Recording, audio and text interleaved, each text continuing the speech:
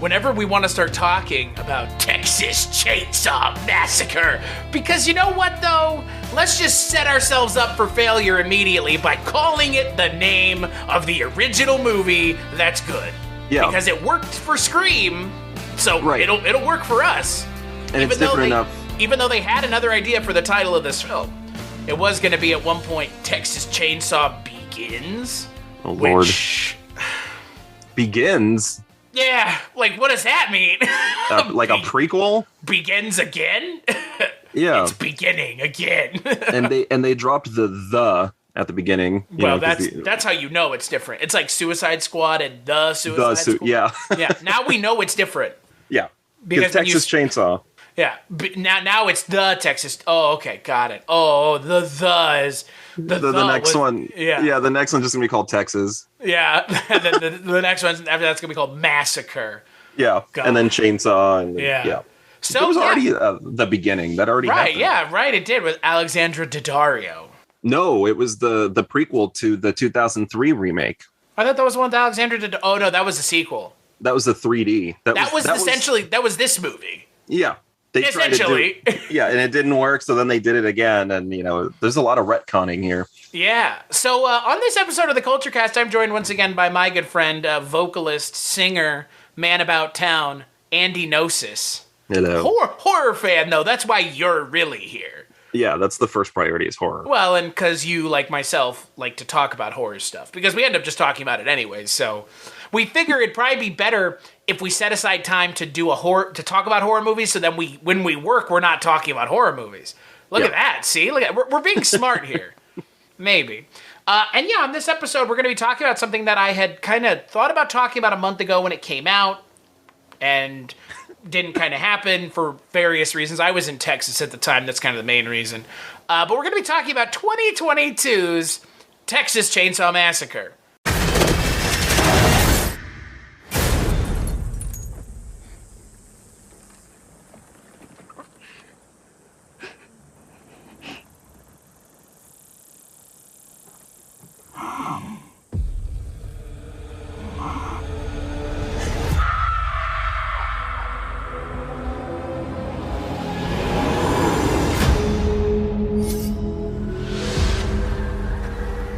So Harlow is a ghost town. We have a vision for this place. All it needs is young blood. I don't want to live here. This is a chance for people to start fresh somewhere. Somewhere safe. Hey guys, you should see this. What are you doing in our house? You really shouldn't be here.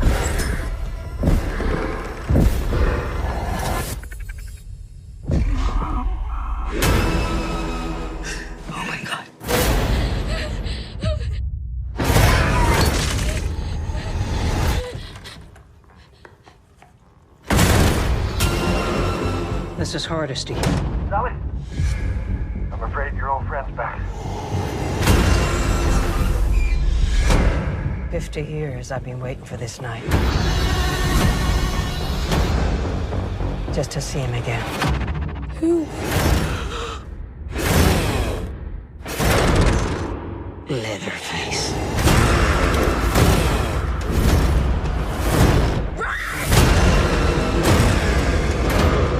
Looks like it's you that he wants. I'm not gonna let him kill you. Fear no evil. Fear no evil.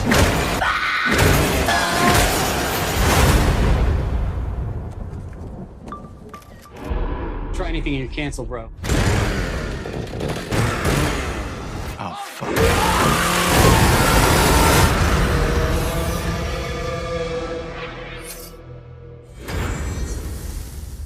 Which, again, I have to preface it by saying 2022's Texas Chainsaw Massacre because they wanted to name it the same name as the original goddamn movie from 74. Sorry. Chainsaw is one word this time. Yeah. That's the difference. The and chainsaw. Right. Chainsaw, not chainsaw. It's chainsaw. Yeah. Yeah. So, Andrew, tell me a little bit about, let me do the intro here. Let me do the actual intro here. I can feel your anticipation, Yeah, that you really don't want to talk about this I really don't want to talk about this movie. So the film is directed by David Blue Garcia, though technically it was originally Ryan and Andy Tohill who came in, but they were replaced due to creative differences. It is based on a screenplay by Chris Thomas Devlin, based on a story by Fede Alvarez, but ladies and gentlemen, don't get your hopes up with that name being mentioned, because there are some things I think he contributed, and we'll talk about it, but this is not a Fede Alvarez movie, so if you're watching it because you think it's going to be, don't watch it for that. It stars a bunch of people you've probably never seen before, aside from Elsie Fisher, who was amazing in Grown Up. Is it called Grown Up? Is that the movie? 8th Grade, the Bo Burnham movie. She was the lead in that movie, which was really good. That movie's really good. You should go check it out. Bo Burnham's great. But, yeah, a bunch of people you don't recognize, aside from, I guess Alice Krieg is here. She plays the Borg Queen. William Hope is here. He was one of the, I forget the character he played, but he was in Aliens. And he was also in Hellraiser 2. He played the doctor, and one of the doctors in Hellraiser 2 that gets killed by... The fuck is her name? In the second one, when she comes back and she's killing people, he is one of the people that she kills. But other than that, for the most part, it's people you have never seen before. Yeah, I didn't recognize anybody. Maybe the old lady that gets forcefully removed from her home. Well, yeah, she's. I mean, again, she's the Borg Queen. She's done a ton of stuff. Okay, yeah. Yeah, and I guess she was in Chariots of Fire, which I've never seen, but I know her as the Borg Queen from Star Trek First Contact. Okay. But she's great. But that all out of the way, we are going to be talking about spoilers, but before we talk about spoilers, I like to give a little, if you haven't seen it yet and you're on the fence, Andrew, quick thoughts on the movie before we talk spoilers. If you are a diehard Texas Chainsaw fan, I will say it's worth a watch just so that you know what everybody's talking about, but you're not going to walk away. Is anybody talking about this, though? Well, only horror fans, but you're not going to walk away with anything new. So, no. So it's I don't know. There's nothing new brought to the table, and it's like the bare minimum of a Texas Chainsaw movie. Yeah, I would agree. It's nice to look at in parts. I think it's visually arresting at times, but so what? So what, I guess? Style, no substance. I don't know. Yeah, welcome to I feel like I enjoyed Kills it all over again. I mean, it kind of feels like Halloween Kills did in a way. Like, right. The only difference is Halloween Kills at least had the scope of a film. Like, it felt cinematic. Yeah, that's weird. In this one, I don't know if it's because it was on Netflix or what decision was made to, it just feels like, when they said it was going straight to Netflix, it looks like a Netflix movie. And that's the problem that I had with it at first. It doesn't feel like it's a part of any kind of cinematic universe. And if it's supposed to be a direct sequel, I don't know, there was a whole different way that they could have gone, but they went small scale. And I think that was a huge detriment to the movie. Yeah, I agree. So I would say don't watch this movie, but we'll get to why. But for me, I think this is a skip. Look, you can watch it for free. We all have fucking Netflix. I'm not going to tell you, skip it or watch it, because, at this point, it's free. Yeah. It's free. There's nothing stopping you from watching it other than if you don't have an hour and 20 minutes to spend. Right. So, let's talk spoilers. This movie is really bad. This movie is really fucking stupid, too. And this movie looks like it was filmed in Bulgaria because it was. And look, I have no problem with films being filmed other places trying to masquerade themselves as elsewhere. Bulgaria always looks like Bulgaria. It just kinda does. Yeah. Go watch any Steven Seagal DTV film, and you can tell where these fucking movies are being shot. And like you said, that kind of gives it a little bit of that Netflix movie feel. Because unless you've got Ryan Reynolds and The Rock and Gal Gadot in your film, I'm not sure they're like, well, you're going to have the biggest budget possible to make your movie. They're like, make your fucking movie. Which they did make their fucking movie. But this is a really idiotic entry into the Texas Chainsaw franchise. And it's idiotic for me for a number of reasons, but I'm curious for you, longer take on this movie. What is your kind of experience and exposure to Texas Chainsaw Massacre, the franchise, and how did it color your thoughts on this amazing new entry into the series? The fucking 9th entry here, on top of every 9 of these movies. Like, that is a question that Ghostface would ask you and you would get wrong. How many movies are there in the Leatherface franchise? I don't fucking know. 10? 9 is not the answer any rational person would give. So, all that aside, Andrew, what did you think of Texas Chainsaw Massacre 2022? I guess in comparison, there are worse sequels. I think that Halloween Resurrection. Well, I mean, in the series. Oh, you know yeah. I thought you were just. Oh, I thought you were saying in general. Like, yeah, in general, there are. You were being specific. Oh, Chris the Idiot's just like, yeah. But, they all had their own reason to be horrible. The first one I was ever exposed to was the 90s one with Renee Zellweger and Matthew McConaughey. Oh. And, yeah. Well, what? Yeah. The first one I was exposed, you were really exposed. It exposed itself to you. Well, yeah. I mean, being raised in the 90s, that was the first one I ever saw. And it's kind of surprising. I'm surprised you didn't see, well... Okay, I'm surprised because I'm surprised you didn't see the first one first. Well, I was a child, so I didn't know I was a horror fan quite yet. I was a child. So the movie was on, and my family was watching. I thought it was horrifying. I was like, wow, there's crazy people like this in backwoods America, and obviously now I'm older, and I think it's just not good. But I was saying, would you come down on the side of Texas Chainsaw movies for the most part are good or for the most part are bad? No, for the most part they're bad. There are 9 of these movies, so we'll just lightning round here. Texas Chainsaw Massacre, the original, good. Good. Texas Chainsaw Massacre 2, the Chainsaw Duel movie, good. Texas Chainsaw 3, or Leatherface, Texas Chainsaw 3. I have not seen that one. I forgot about that one. I didn't like it, so bad. The Next Generation. Bad. Really, really bad. The 2003 Jessica Biel remake. Perfection. I like that movie a lot. Perfection. It is the perfect Texas Chainsaw movie. Yeah, and it's the best of those kinds of movies that came out. Like, it's the best reboot, like fresh reboot. Mm-hmm. Because I think we got that and Freddy and Jason all within like 5 years of each other. Yeah. They went nowhere with those other ones, so this one must have been somewhat more successful. But yeah, no, 2003 one's great. Texas Chainsaw Massacre, The Beginning. That title should sound familiar. Yeah, decent. Is that's the Alexandra Daddario one, right? No, it's... I just don't know which one she's in. That's the Jordana Brewster one.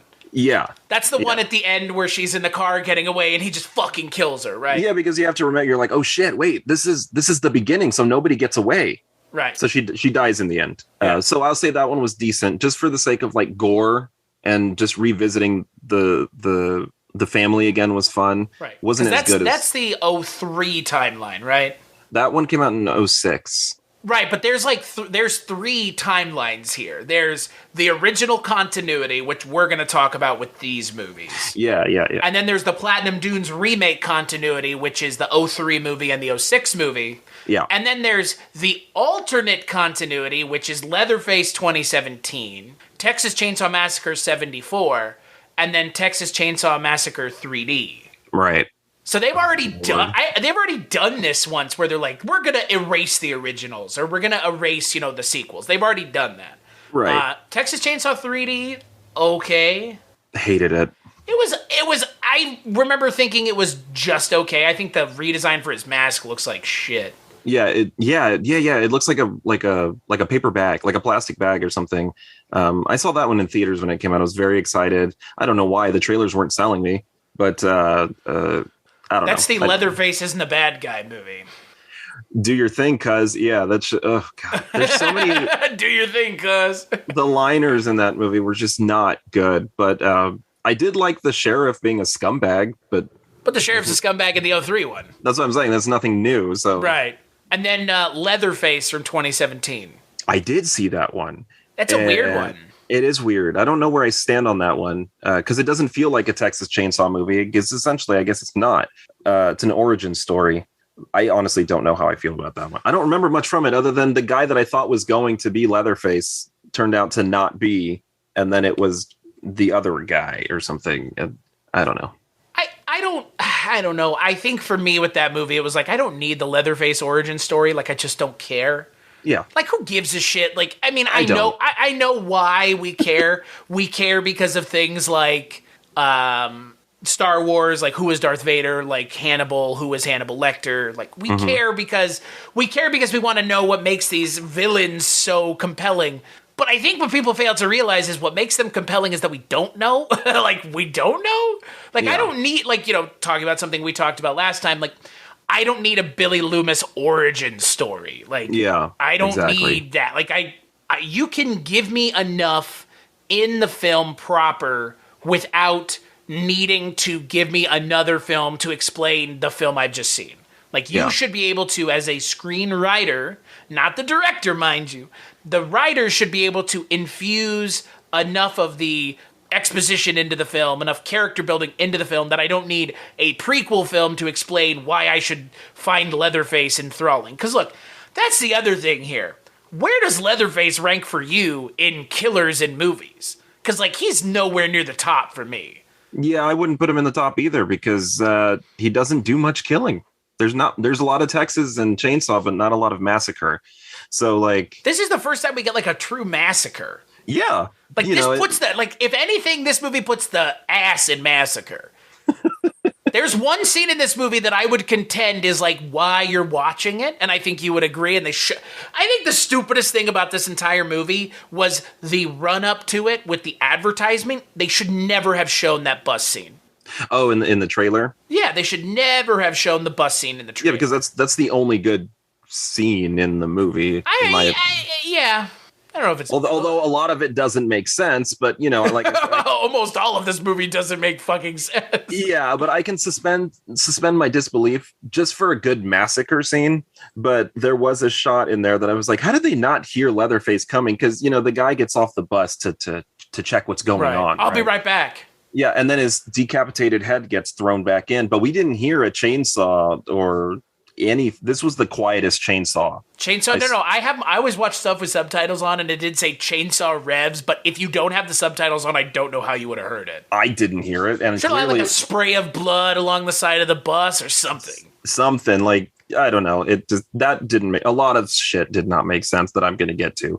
But yeah, as far as like ranking, as far as killers, not one of my favorites. No. And you know, like, I just want to get this all out of the way before we talk about the movie, because like I want people to understand where we're coming from as horror fans, because I think that's important. If we're going to talk about shitty horror fans on our last episode, we should probably let you know where we are as horror fans, at least with this, because like you said, for me, I saw the original. Hey, it's fine. I understand and I appreciate what it did for the genre overall. Not my favorite movie. I'm not even sure anybody's going to be like, Texas Chainsaw Massacre is my favorite movie. Like, okay. But I like the idea of Leatherface. Yeah. I don't think it's particularly executed well in any of these movies, aside from maybe the 03 one.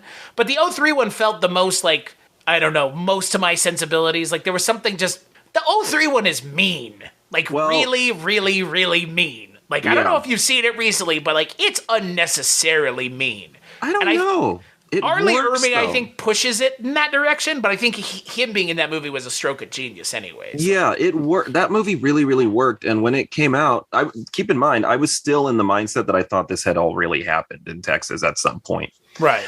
Because you grow up and everyone's convinced that it did happen, and you hear all the stories in the cafeteria. Oh, yeah, well, my grandpa was there when Leatherface was arrested. And everybody's got these bullshit. It's like the Ouija board story that everyone has told. Oh, one time we tried to throw it away and it came back. Right. Yeah, everybody's full of shit. Okay, none of this is real. But the 2003 one did something genius by making it feel like it really did happen. And therefore, it was... I believed that everybody in this town knew each other, and therefore whoever was driving through, they were doomed no matter what. Whoever they turned to, they didn't know who they could trust. On top of that, the casting was great for the family because I actually believed that they were related. They kind of looked like each other. It was dark. It was almost too dark at times, and I'm talking Maybe. about the cinematography. Oh yeah. Well, Marcus Nispel is it's a little mud slicked. It's a lot of mud slicked. It's like heavy metal music video type of stuff. Yep. But aside from that, which doesn't bother me at all, it was like grounded in reality somewhat. So I think that's why that one is clearly a standout. That's as far as all of the films in the series go. I always say that one is just perfection as far as a Texas Chainsaw movie can go. Which is why the original, I actually really love the original. I prefer the 2003 version because it takes what the original wanted to do and like really, pushes it. Because not a lot happens in the original film. Although I do love the original film and I appreciate the original film. I think I'm more in love with, like you said, the idea. And I do love everything that went into making that film. The original title was Head Cheese for Texas Chainsaw Massacre. The original one. Yeah. It was going to be called Head Cheese. Well, it's because they're eating people. Yeah. But what a silly title. Head Cheese 3. Yeah. I mean, that's why it's not the actual fucking title of the movie. Yeah. Yeah, I think I'm in the same camp as you. I mean, we've already kind of talked to the third, the 03, I guess, the proper, reboot. I think it's interesting that you and I feel the same way about that movie because, like, I was reading, about it, and I was reading kind of stuff about it after the fact. It's not like it was, it's still pretty poorly received. Like, it was poorly received at the time, too. Mm-hmm. Which I, like... That's interesting. I don't get, because, like, for me, I would have felt like, well, again, it's horror, so, again, the mainstream... I'm sorry, and this is a discussion that we could have had last week, and we could have a little bit now. Not sure I give a shit about what mainstream critics have to say about horror movies. No, I don't. Like... What do you know? That's the thing. Like, horror movies are one of those genres where appreciation of the genre is almost not required, but I don't know if this is going to sound so terrible, but I think you would agree. Mm-hmm. I don't know if I care about the opinion of someone who doesn't like horror in how it pertains to horror movies. Yeah, why? If you don't like horror movies, if you don't like, what are you doing movies, here? Yeah, if you're not into horror movies, you're probably not going to like them. And look, I'm not saying like all critics are wrong, but I think some critics don't like horror movies, and I think that shows. Yeah. But hey, you know what? That's perfectly fine. Yeah. But that's why I'm kind of like with horror movies. That's like the one genre where I'm like, the critics maybe are not. Maybe I don't worry about the critics too much. Mm-hmm. Especially the ones that are obviously not horror fans. Yeah. It's like comedy. But critics. They love The Lighthouse. But they love It Follows, and that's the cynicism there that comes out of it. Yeah. Elevated horror. Elevated horror should just be rephrased to horror that critics can get behind, because that's really what you're saying. Yeah. You're making horror movies for critics. Yeah, and that's interesting because like films like Silence of the Lambs and Misery, I wouldn't consider elevated horror, and yet those are like Oscar-winning films. Silence of the Lambs is a perfect movie. Yeah. Period. There is like very few movies that I consider perfect. This has come up a couple times this year now, and it's come up here once again. Silence of the Lambs is a perfect movie, and like you said, to call it a horror movie would be almost to miss the point about how good of a movie it is. But to your point, like, it's a horror movie. Yeah, like we get to claim that. Like, it's almost like don't take away the horror part of it just so that you guys can claim it for your, Oscar buzz. It's a horror film. Just say what it is. Right. I mean, it's like The Exorcist, right? Yeah, it's a fucking horror film, but no, it's elevated and it's Oscar worthy. I mean, again, I think these are bad examples because these are movies that like inform other movies for years to come. But I think you're right for the most part. I just think these movies, like, they're kind of like Silence of the Lambs and The Exorcist and Misery are like really good movies that deserve to be watched by everybody for various reasons. I think referring to them as horror movies for some reason like takes them out of some sort of discussion that people are having about good movies. Because for some reason, like, because movies like this exist. Yeah. That's the problem. This is what people think of as horror movies. They think of this. They think of this kind of 2022 Texas Chainsaw Massacre. Yeah, and these movies are allowed to exist. That's not the point that I'm making. Is Exactly. It's all welcome. But if we're trying to have a discussion about the importance of horror and it being neglected, it's like rock and roll music in the genre. People think rock and roll, they think drunk assholes getting wasted and partying it up all the time, and yet we still praise classic rock as epic pinpoints in society. So like I think horror films should be acknowledged as well. I think this movie though definitely we should acknowledge this movie, all right. Yeah, and that's not just because we are horror fans does not mean that I am going to have a biased opinion about a horror film. Right. So to say case in point, this movie sucks. And yes, it does. It's funny because I enjoyed it while I was watching it. See, I didn't. I will tell you why, because it felt like it felt like some of the times the movie was like clucking its tongue at me. It's like don't make assumptions about people's who they are, and it's like don't do that, and it's like oh fuck this movie. Like it's trying to be this it's trying to be woke. And it is woke, and in a lot of ways, the wokeness is what pissed me off so much, because it's not real woke. It's like making fun of woke people that, I'm sure these people do exist, but I just...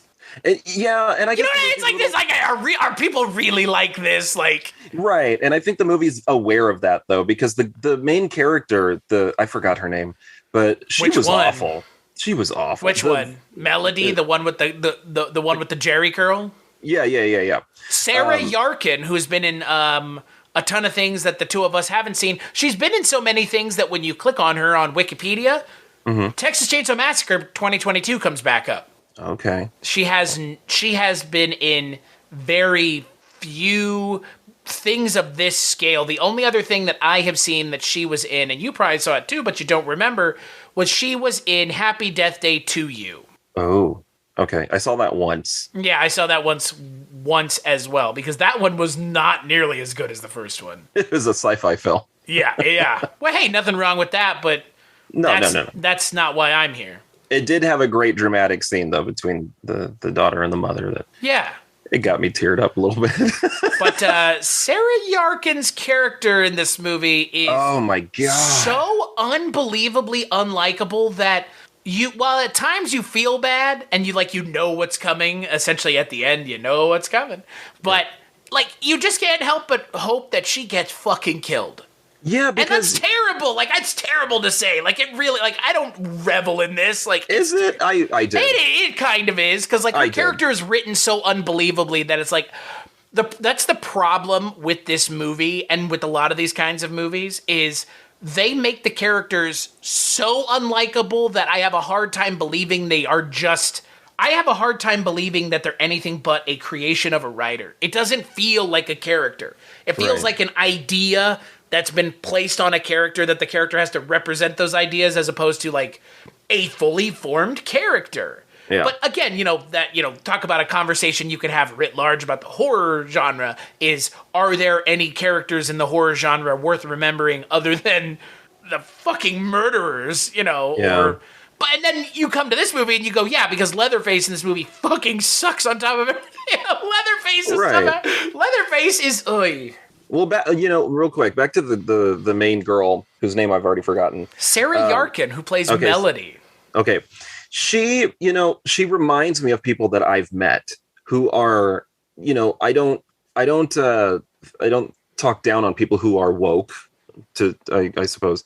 But I suppose. But being so woke to the point that everything that comes out of your fucking mouth is just an invitation to get socked in the face. You are so obnoxiously woke. Micro-triggering.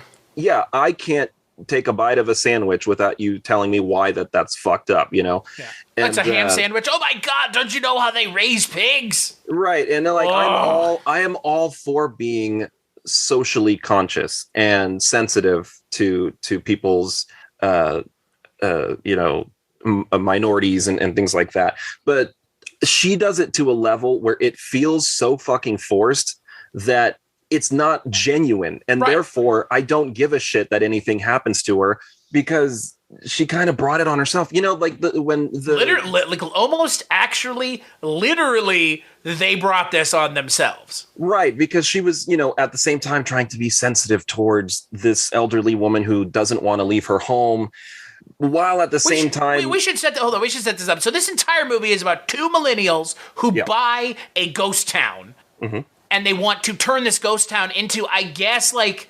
I don't understand what the fuck they're doing. This is not a financially viable thing. I didn't know what was going on. Nobody's going to drive 7 hours from anywhere to go wherever the fuck they are, because they're in West Texas somewhere. Like, yeah, and it was like gentrification. They're gentrifying a ghost town. And in doing that, these two millennials show up with their pals, and then a bus full of millennials show up to buy the town from an auction, because I guess they bought the town, and they're going to auction off the buildings, and they're going to turn it into some gentrified nightmare. And that's where the story picks up, and then you get I know people like Sarah Yarkin's character, but they're not that obnoxious. There's still something else to them. Well, like, she's full of shit. She's full of shit because when they pulled up to the gas station, she sees the white guy with a gun, right? She has no issue calling it out, which, by the way, you're in Texas. Everybody has a gun, all right? Yeah. I'm not saying I'm comfortable with everybody having a gun. I'm just saying maybe you're not from here. I'm assuming they weren't from there. They're supposed to be from San Francisco. Okay, yeah. See, well, that explains a lot. The other coming into our town. Yeah. But then there's this weird moment that is very relevant to today where they are pulled over. Of course, the gentleman that is driving just so happens to be a black gentleman. And I thought, okay, cool. We're going to have a really interesting interaction where she's going to speak up because she just needs to, because she seems to be all about downplaying her whiteness, right? Right. She didn't do anything. That was the weird part to me. She did nothing except kind of chat with the cop. I didn't even know why they were being pulled over.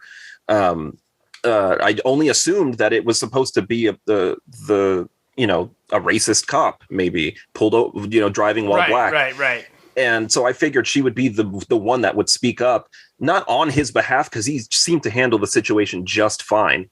But I figured, you're all about being woke and you had no problem talking shit about a guy holding a gun. So what was to stop you from speaking up on behalf of your friend? Or was it her boyfriend? Was he her boyfriend? No, it wasn't. It was the other girl was boyfriend. I didn't understand that exchange. And she did it again when they forcefully remove the elderly woman from her home.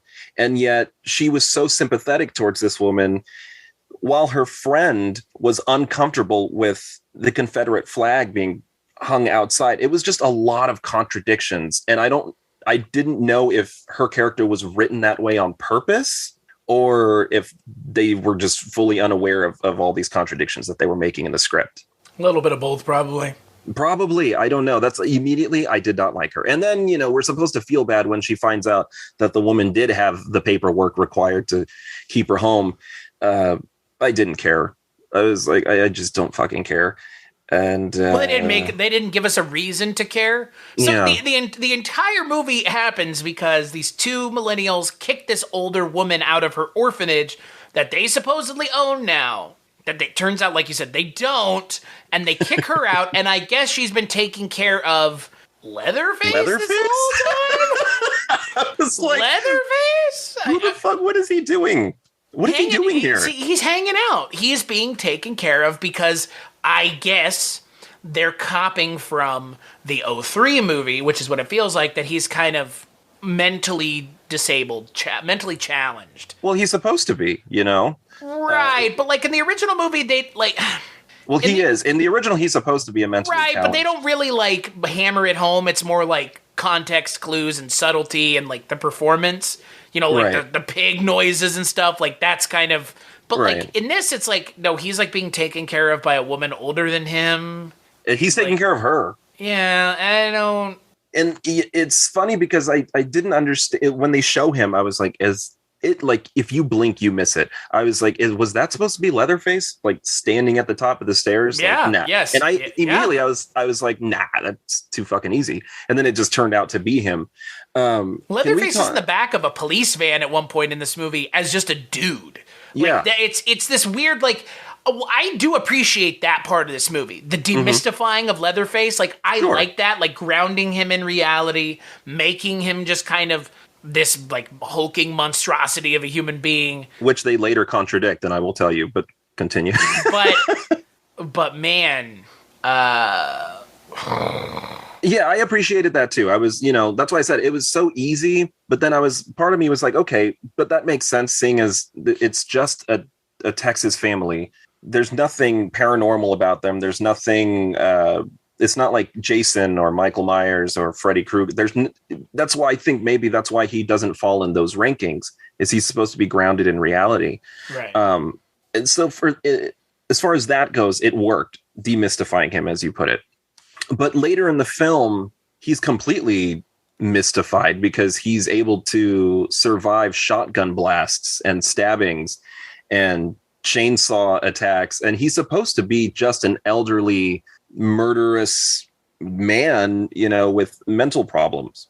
So I didn't understand how he was able to survive all of that, other than just for the sake of the film being at least an hour and 30 minutes. We could have killed him. She had, oh my God. The movie just, it's exhausting. It did. So there are a couple things that we haven't mentioned. So okay. The character of Sally Hardesty comes back in a Halloween Kills-esque way, or a Scream-esque way. But I would say esque only in the sense that those movies have a character come back like this. This movie is somehow, of Halloween Kills and Scream, this is the worst implementation. Because the actress Marilyn Burns, who played Sally Hardesty, has passed away, so that's kind of already like a big red flag. Like, the actress has already passed away. Yeah. Why are you doing this? Okay, so you want to do it because it's the character. Fine.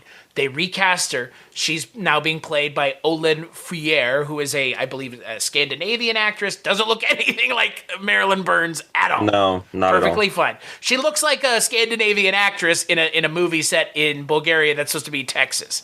Yeah. Like that's what it looks like. Yeah. Okay, so she comes to kill Leatherface. That's like the big part, because I guess she's been a Texas Ranger this whole time. She's been looking for Leatherface for 40 years, and she's within driving distance. He's just chilling in an orphanage. Ladies and gentlemen, I'm like it's like the movie at times has like a good idea, and then it just like fucking sours it. It just says, nah, we're going to completely waste it.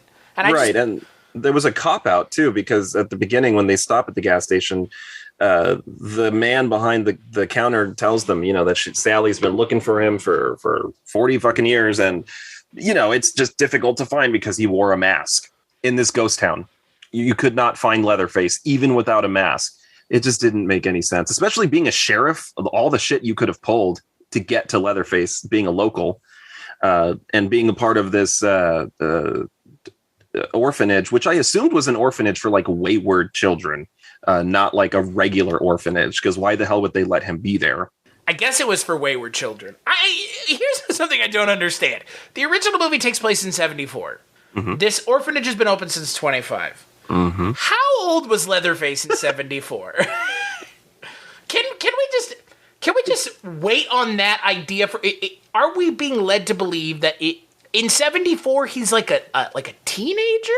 I don't know how old he was supposed to be. Right? Oh yeah, he would have been really frail by that point. He would have been like a 70 or 80-year-old man at this point. Right. And I know a lot of people would Michael Myers is in his 60s. Yeah, but Michael Myers, the body is just a vessel for evil in this universe, So Gunnar Hansen was born in 1947, and the movie takes place in 1974.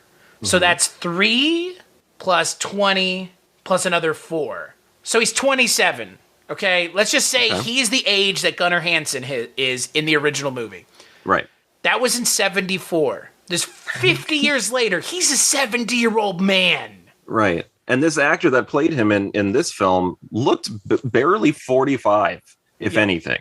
Yeah. And that was another thing that it was not believable. And if you've never seen these movies, these are little things that you don't care about. But as someone who's seen all these movies, and I'm fully aware of the timelines, it doesn't make any sense. And it has to make sense in a film that's grounded in reality. You know, it's not the Texas Paranormal Massacre. It is just the Texas Chainsaw Massacre. It is simplicity. But when you add things like that to simple films, it pulls you out completely. Yeah. And like you said, I mean, this could have been a very straightforward Texas Chainsaw movie. And frankly, it should have been. Here's what I don't know. Who was clamoring for this requel thing for Texas Chainsaw? Because look, you know, we both are fans of at least Evil Dead, 2013's Evil Dead. Mm-hmm. Everything else Fede Alvarez has done, take it or leave it. Girl in the Spider's Web I've never seen. Not sure I'm going to, given what it is, given how big of a fan of Girl with the Dragon Tattoo I am. But his 2013 Evil Dead is amazing. Yeah, I loved it. It's like one of the few like reboots that like or remakes that just like works. It's straight to the point. Yeah. It didn't try what I thought this was going to be. New. Yeah, that's what I thought this was going to be. I was like, well, if Fede Alvarez is involved in Texas Chainsaw Massacre, then we have the opportunity to have some really great gore. Evil Dead had great gore. Some great set pieces. Evil Dead had great set pieces. And a well-written script that's well thought out. That's straight to the point. And yet we got none of it here. Yeah. I guess that's another thing that made me feel a little... I'm sure it was on purpose or intentional, but the area that the whole film takes place in is so small. Feels like a set. It feels like a set. And that was the issue I also had. You know, the remake ran from house to through the woods to a barn to a dilapidated house in the woods to the meat packing factory. To the gas station, like all of this shit made the film feel like this whole city. No matter how far you go, you can't escape. And this all takes place on a block. Like on a street. Like this literally takes place on like a street corner. Yeah. Like one city blocks where it's again, like that's what I said. Like at the top of this, I was like, this feels like cheap content. Mm-hmm. Feels like like you said, it feels like a Netflix movie. And it really doesn't. Like, that's not supposed to be a knock. But in this case, it is. No, because there was a lot you could have done, whether even if it was low budget and the way it was shot. I would contend they still did a lot. Like, it's a nice movie to look at. Yeah. No, visually, it's visually arresting in a lot of spots. Like, when Leatherface pops up out of the sunflower field. Like, that's great. Yeah. I think Leatherface's redesign is beyond the pale garbage. The face just doesn't look great. Doesn't look right. Yeah. It's not like It's the face of the woman. It's Alice Krieg's face, but like it doesn't look like her face. Like, yeah. Also, why? Yeah, I don't know. That's why why not take that blonde girl's face? Yeah, you took the face of someone you liked. Yeah, didn't they take the face of the Jessica Biel's boyfriend in the last movie, in the 2003 movie? But that was creepy. Like, we didn't know he was going to do that. And it was that moment where she locks eyes with Leatherface and he turns around wearing her boyfriend's face. Now, she didn't know where he was. She could assume he was dead. But it was that moment where I don't even know how to explain. It was just absolute silent terror. Yeah. What do you do? With the headlight on his face. Yeah, because, in a moment like that could have been done really poorly of her just screaming her head off. But that moment, the way it was shot, and then with, I think they were like feathers flying all over the place because he had just killed the girl wearing that puffy jacket. I don't know, visually striking, but it made sense too.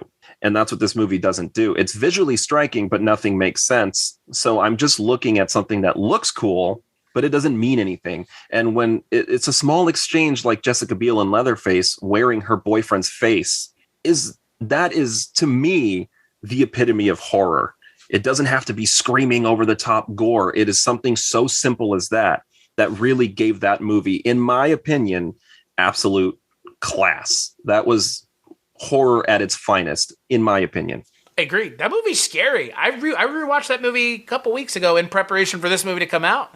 And when I watched it, I was like, that is a good movie. Like, it still holds up. It still has the things that I want from a Texas Chainsaw Massacre movie, which it like builds on a backstory. It gives us a world that this lives in. It gives us, dare I say, somewhat compelling characters to follow. I mean, none of them survive aside from Jessica Biel, which is perfectly fine because this is ultimately still a horror movie. But yeah, but see, that was the way that they did it, though. It felt like horror and dread. I felt emotion from these characters who could not escape this town. They could not escape these people. And that is what Texas Chainsaw Massacre should be, as opposed to characters I don't care about and trapped on a block type of thing. I'm always going to reference a Texas Chainsaw film to the 2003 one because it just worked. I felt like I was stuck in this town with these characters, and I wasn't rooting for Leatherface. I was rooting for these characters to get out, even the ones that were short-lived. You know, the first guy to get it, we only knew him for like 5 minutes, but we got to know his character just enough in the van that when he was running through the sheets, we were like hoping, at least I was like, get out of there, and he doesn't, gets his leg, chopped off and is taken into the lair. And we're like, well, he's fucked. He's doomed. He's not getting out of there. Right. And the movie had emotion when Jessica Biel had to kill him because he was suffering. Yeah. Yeah. What's up with that? Like giving the characters some stakes? Like, I remember seeing that and I was choked up. I was like, my God, like, what would you do in that situation? It makes you think. What do you do in a situation like that? What do you do to get out of there? Is you start to really put yourself in the film and start questioning yourself as a person. What are my survival skills? Would I keep running? Would I just give up? Would I kill my friend if they ask it? I know that they're suffering. And Jessica Biel's character is so great because she just keeps running. She does not stop. And she tries to save her friends. Yeah. She really does her best to save her friends. She stops them from being hurt as much as she can. And each time she fails, she could have easily just been like, fuck it, and fall and die. But she didn't. She kept getting up. And that is the fucking final girl that I'm rooting for. This film has nobody to root for. Nobody. Yeah, I don't know. I feel like Elsie Fisher is the person you root for only because you have to root for someone. Is she the girl? She's the younger girl. The one who is, so that's oh my God, we didn't even the backstory there. Oh my God. Talk about like really trying to like ground this in like our current day and age. Yeah, there was something they could have done with that. She is a survivor of Sandy Hook, or was the one in Florida? Oh, I didn't know it was in relation to something actual. It's supposed to be like, she's supposed to be with a Stoneman Douglas, one of those kids one of those kids who got, survived, like, I forget, David Hogg, I think his name is. It's supposed to be one of those, like, kids who survives a school shooting, and her character survived a school shooting. And so, like, there's this whole, like, backstory of trauma, which is very Final Girl-esque. Sure. But it's not good! It's so bad! It's so mind-bogglingly bad. Yeah. Well, they keep in some scenes they'll do like a quick like cut, like a flash cut to like her like remembering like what's going on now in relation to what happened to her in the high school. So she'll be like on the ground looking up and she'll like have a flash that she's back in the school. Like that, like that's pretty boilerplate stuff. But to your point, who gives a shit? Yeah. You don't do anything with it. It's not integral to the story, and it's not even integral to her character. It just gives her character the ability to walk off, and people are like, oh, she's just lost in her own head. We'll let her walk off. It's like, okay. Yeah. It felt very like it makes sense in other films when trauma allows a person to finally stand up for themselves. Scream. Yeah, Scream. Even 2018's Halloween.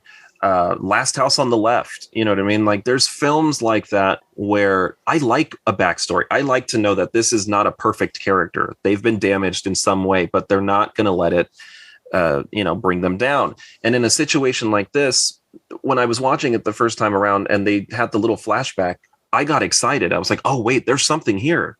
Finally, there's something here worth watching. So this movie's going to really get into it. And it was a setup with no payoff. There was nothing. They didn't do anything with it. And it was so upsetting because that first shot of her lying on the ground and the sound, you see bullet shells all over the floor and dead teenagers everywhere. It struck me, and I was like, okay, this is serious. There's something really traumatic going on here, and she's going to have some sort of revelation, but she didn't, and it sucks because I was really, really rooting for her, and by the end of the film, I didn't care, and that's saying something because I gave a shit, Yeah, and I think I think that would be a tribute to Elsie Fisher's performance. I think she's a good actress. Oh, again, she was fine. In 8th grade, I liked her a lot. In this, she's great. But here, she's just... They want everything to go through her sister's character. Because you follow her sister for most of the movie. Yeah. And her sister, again, is just so woefully unlikable that you just don't care. Yeah. Because she is a great actress, though, because she played that part really, really well. Yeah, she played the obnoxious millennial really well. Yeah, oh, God. Is that what people think of us? I guess so. and then you've got all these other characters that are essentially just fodder to be murdered. I mean, you have the blonde girl. The blonde girl who just gets stabbed to death within the first five, like her third scene in the movie, essentially. By the way, that kill was so anticlimactic. There was such a buildup, and I was like, oh, he's going to fuck her up. You know what I mean? Because he did the bone snapping thing like 2 seconds before and stabbed the guy in the throat with his own, arm bone. And I was like, it's stupid, but I like it. Right. Yeah, it was all right. Right. Yeah. So, and then he finally pops up because there's just this tension of where is he? Where is it? She doesn't know what to do. And then there he is. And I was like, oh, she's going to get it. And no, she just gets a little slice on the gut and she's done. No guts falling out, nothing being ripped out, nothing. Didn't take her face, nothing. Nothing. And isn't he supposed to be like, he's a meat guy, right? So I don't know that's the thing. Like, that's what I assume, but yet I don't know what source material they're using. He's a butcher. Isn't he supposed to be? I don't know. I don't know which universe. Where's the cannibalism part? They don't even bring the cannibalism up here. Right. It's like they forgot about the human meat eating on top of everything else. Like, that's a huge part of the Leatherface story. Yeah, cannibalization. The only part was him putting on the woman's face. Right, and then putting on the makeup, which I guess was probably some sort of nod back to the original movie. See, I liked that because I was like, this is kind of cool. Leatherface isn't this big. The gender does not fucking matter, right? Right. In that moment, he felt pretty. Or he wanted to make sure the face was pretty, and so I like that. Me too. A quiet moment in a horror movie, novel concept. Yeah, and but other than oh Jesus, this movie. It's just it's the problem with this movie is I read a review that I think sums it up perfectly, and I would echo it entirely. If you take Leatherface out of this movie, this could be anything.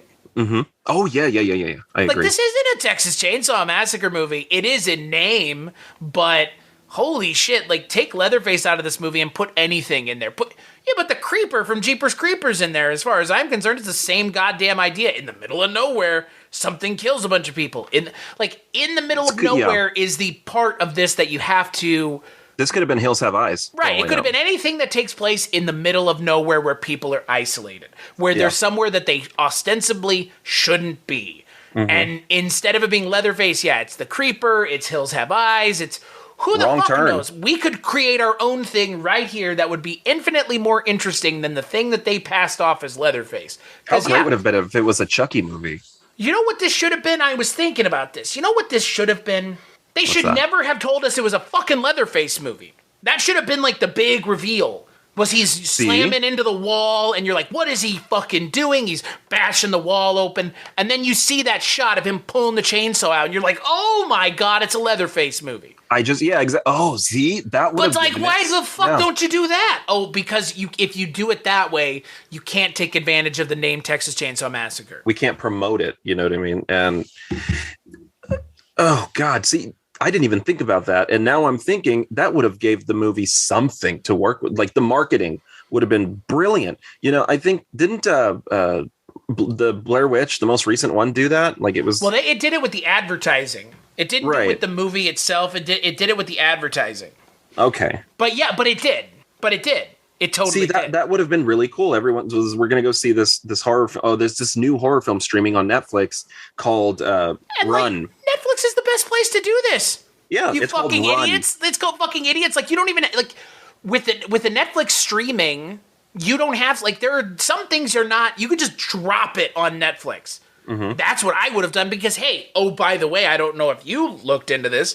This movie was, like, fucking taken out back and beaten to death by the people that they screened it for. It was, like, when they did, like, the screenings, the test screenings, it was overwhelmingly negative. So instead of retooling the film, you know what they did? They said, oh, fuck it, we'll release it on Netflix. Which, in my mind, and I don't know where you come in at, that is the it's getting dumped on Netflix thing. Yeah. That's like the definition of dumped on Netflix. Yeah. And I think it would have been really, really beneficial to them to just drop it. Just drop it on Netflix, like you said, with a different title or no title. I don't know. And everyone will something. Yeah, and then that call it Harlow. Just call it Harlow for fuck's sake. Like the town. I don't fucking know. Yeah, something. But don't let anybody know that it's a Leatherface movie because if you, honest to God, I think I might have liked this movie a lot if it had done that. Mm-hmm. Mm-hmm. Because it's just like, okay, like we're gonna start introducing the little bits of Leatherface slowly. So first off, it's don't get him skinning people's faces in the first 20 minutes.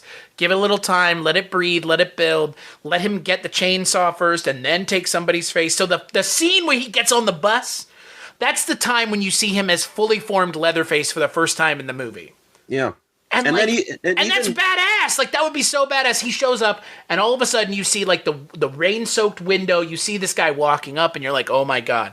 And then he walks onto the bus, and he's got the chainsaw, and he's pulling on the face, and it's like, oh, shit, here we go. This is Leatherface. But no, it's like, we're going to have him get somebody's face in the first 10 minutes, because it can't be Leatherface without somebody's face. Even though, by the way, I don't know how you felt about this, saying Leatherface out loud sounds stupid.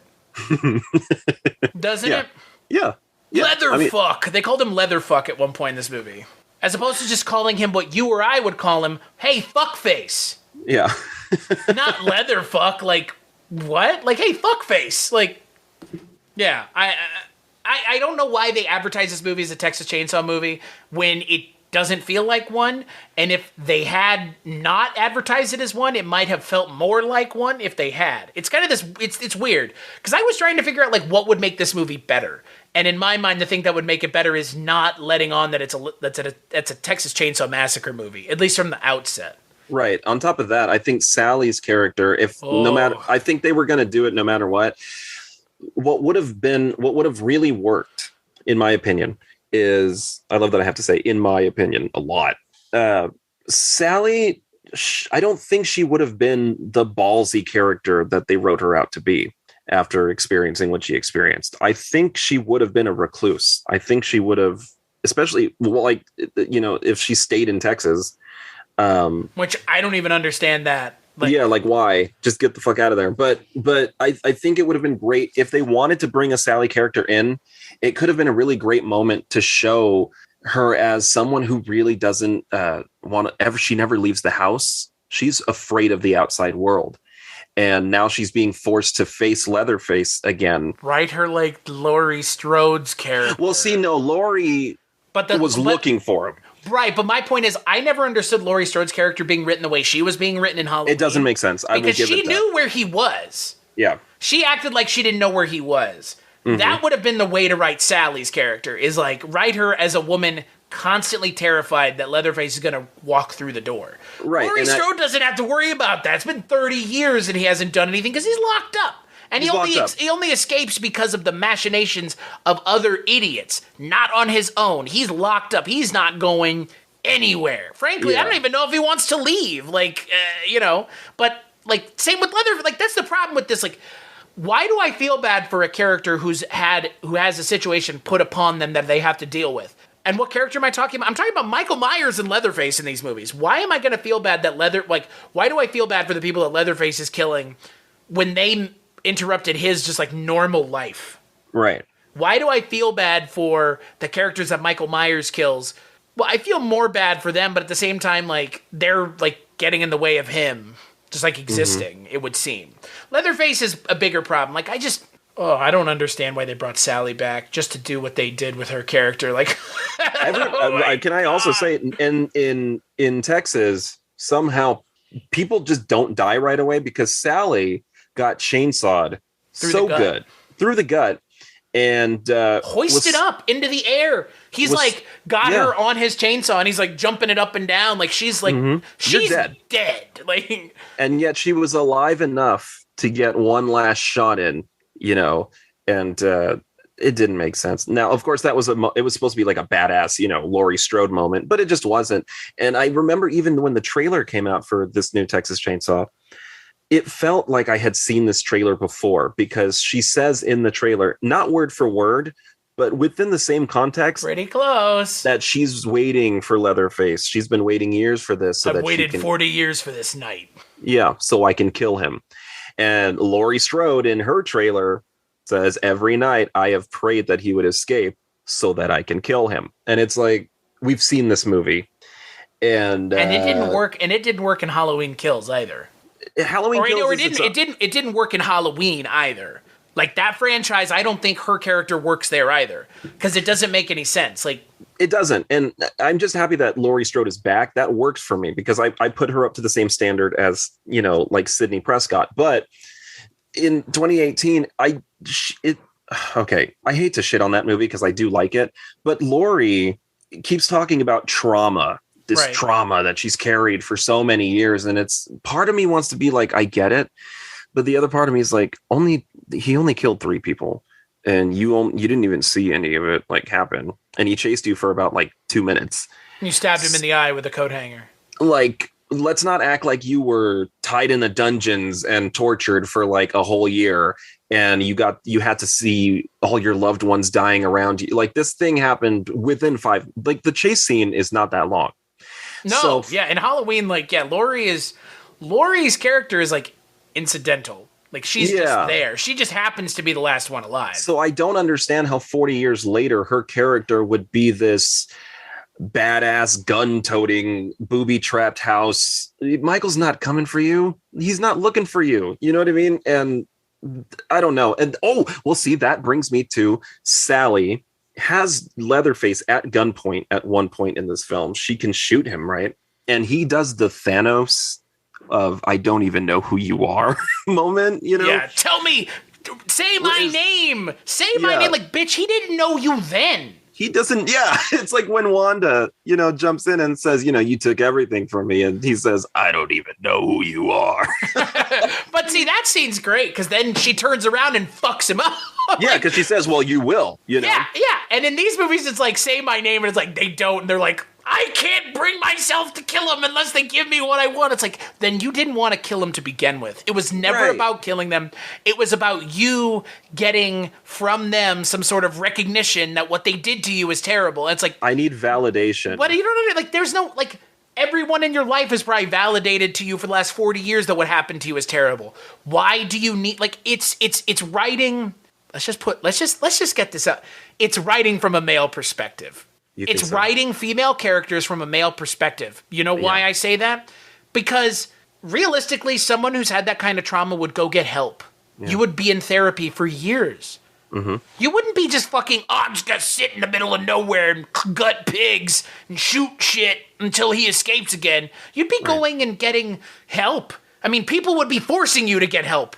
You've been in a like with Texas, like Sally Hardesty actually like went through some shit in that original movie. She's being fed human meat. She's being tortured. These assholes are killed all of her friends. Mm-hmm. Like you believe that she's been through some shit. And that chase scene was long of just her running and screaming her lungs out because she has no idea where did this guy come from? And they address it in those later Texas Chainsaw Massacre movies where she's like in a fucking institution. I mean, even in the comic books for Jessica Biel's character after the 03 one, she's institutionalized. Because it's like they're at the doorway to hell with these people. These people are incestual butt-fucking weirdos who are eating one another and eating anybody who that they can get their hands on. Of course it's horrifying. But you're going to tell me that, like, these people didn't go get help? No, they're just, like, sitting in white. Like, how are you any better than the people that did all this shit to you when you're just sitting there and, like, biding your time? So, like, your entire life has been ruined now of your own creation, frankly, because you can't find a way to go get help. Like, so then it brings us to the say my name moment of this movie, where it's like, say my friend's name, say my name. It's like, why? They don't know you. Right. And to that point, I will admit my favorite films are female driven revenge films. You know what I mean? Sure. So I will say that not all women would go and get help. Right. I think, revenge is something that is just by nature. Sure. I'm mean? more just speaking to like this, like there's this like macho dude thing where it's like you're not supposed to go get help. You're not supposed to go get help. It's about revenge is driving you, revenge is motivating you. You're not supposed to go get help. The only help that you can get is the help that you bring to the situation by revenge. Like that's right. Like and I think that's why it's a very masculine, aggressive idea. I'm not saying let's cope with Leatherface and let's like have a fucking a happy fucking prayer circle with him, but like I think that's why your entire life to it. I think that's why Laurie was written that way in 2018 because they did the whole get help approach in H2O, which you haven't seen, but in H2O, which is supposed to be a direct sequel to the first 2 Halloween films, retconning the sequels prior. Laurie Strode was not waiting for Michael. Laurie Strode was not the badass. Laurie Strode was in hiding, and she changed her name. And which is what you would do if someone like that were out on the loose. Right. And the trauma felt more real because it was 2 films that she experienced. In this timeline, the second film did happen. So that was a very long night that really fucked her up. So she was an alcoholic and a pill popper, and she's been in therapy. She even has a whole conversation with her then boyfriend who doesn't know that she's Laurie Strode. And he's been because again, you wouldn't tell people if you were. Yeah. Like, I'm not sure Sidney Prescott, like, people know who Sidney Prescott is, but, like, I'm not sure she's offering that information up willingly to people. Right. Well, I think, there's a great scene where, he doesn't understand why she is the way she is, and so he's trying to help her. And she finally just one night decides to tell him who she is and the backstory. And he's like, he realizes, he's like, oh, fuck, I heard about that. I know that's you, Right. And then she's forced to face Michael because he is looking for her. In this timeline, it is still her brother. And therefore, it's not this moment of badassness of I'm waiting for you. I'm Sarah Connor and I have guns and say my name.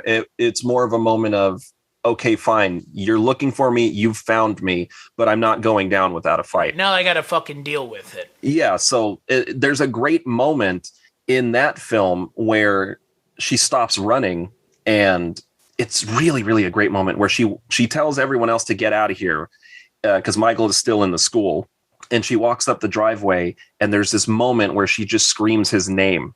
Like, now I'm looking for you. Right. And therefore starts the back and forth chase scene of really what's her chasing him. Right. See, that's great. And that works. And characters like Laurie Strode. Or fucking Heather Langenkamp. That's what she does to Freddy. It's like, I'm not afraid anymore. Yeah, so that's a one movie arc, ladies and gents. Like, Wes Craven did this shit better in one movie than anyone has been able to do with a franchise full of films. Right. So, like, the idea of trauma makes sense. I get it, and I'm with you there.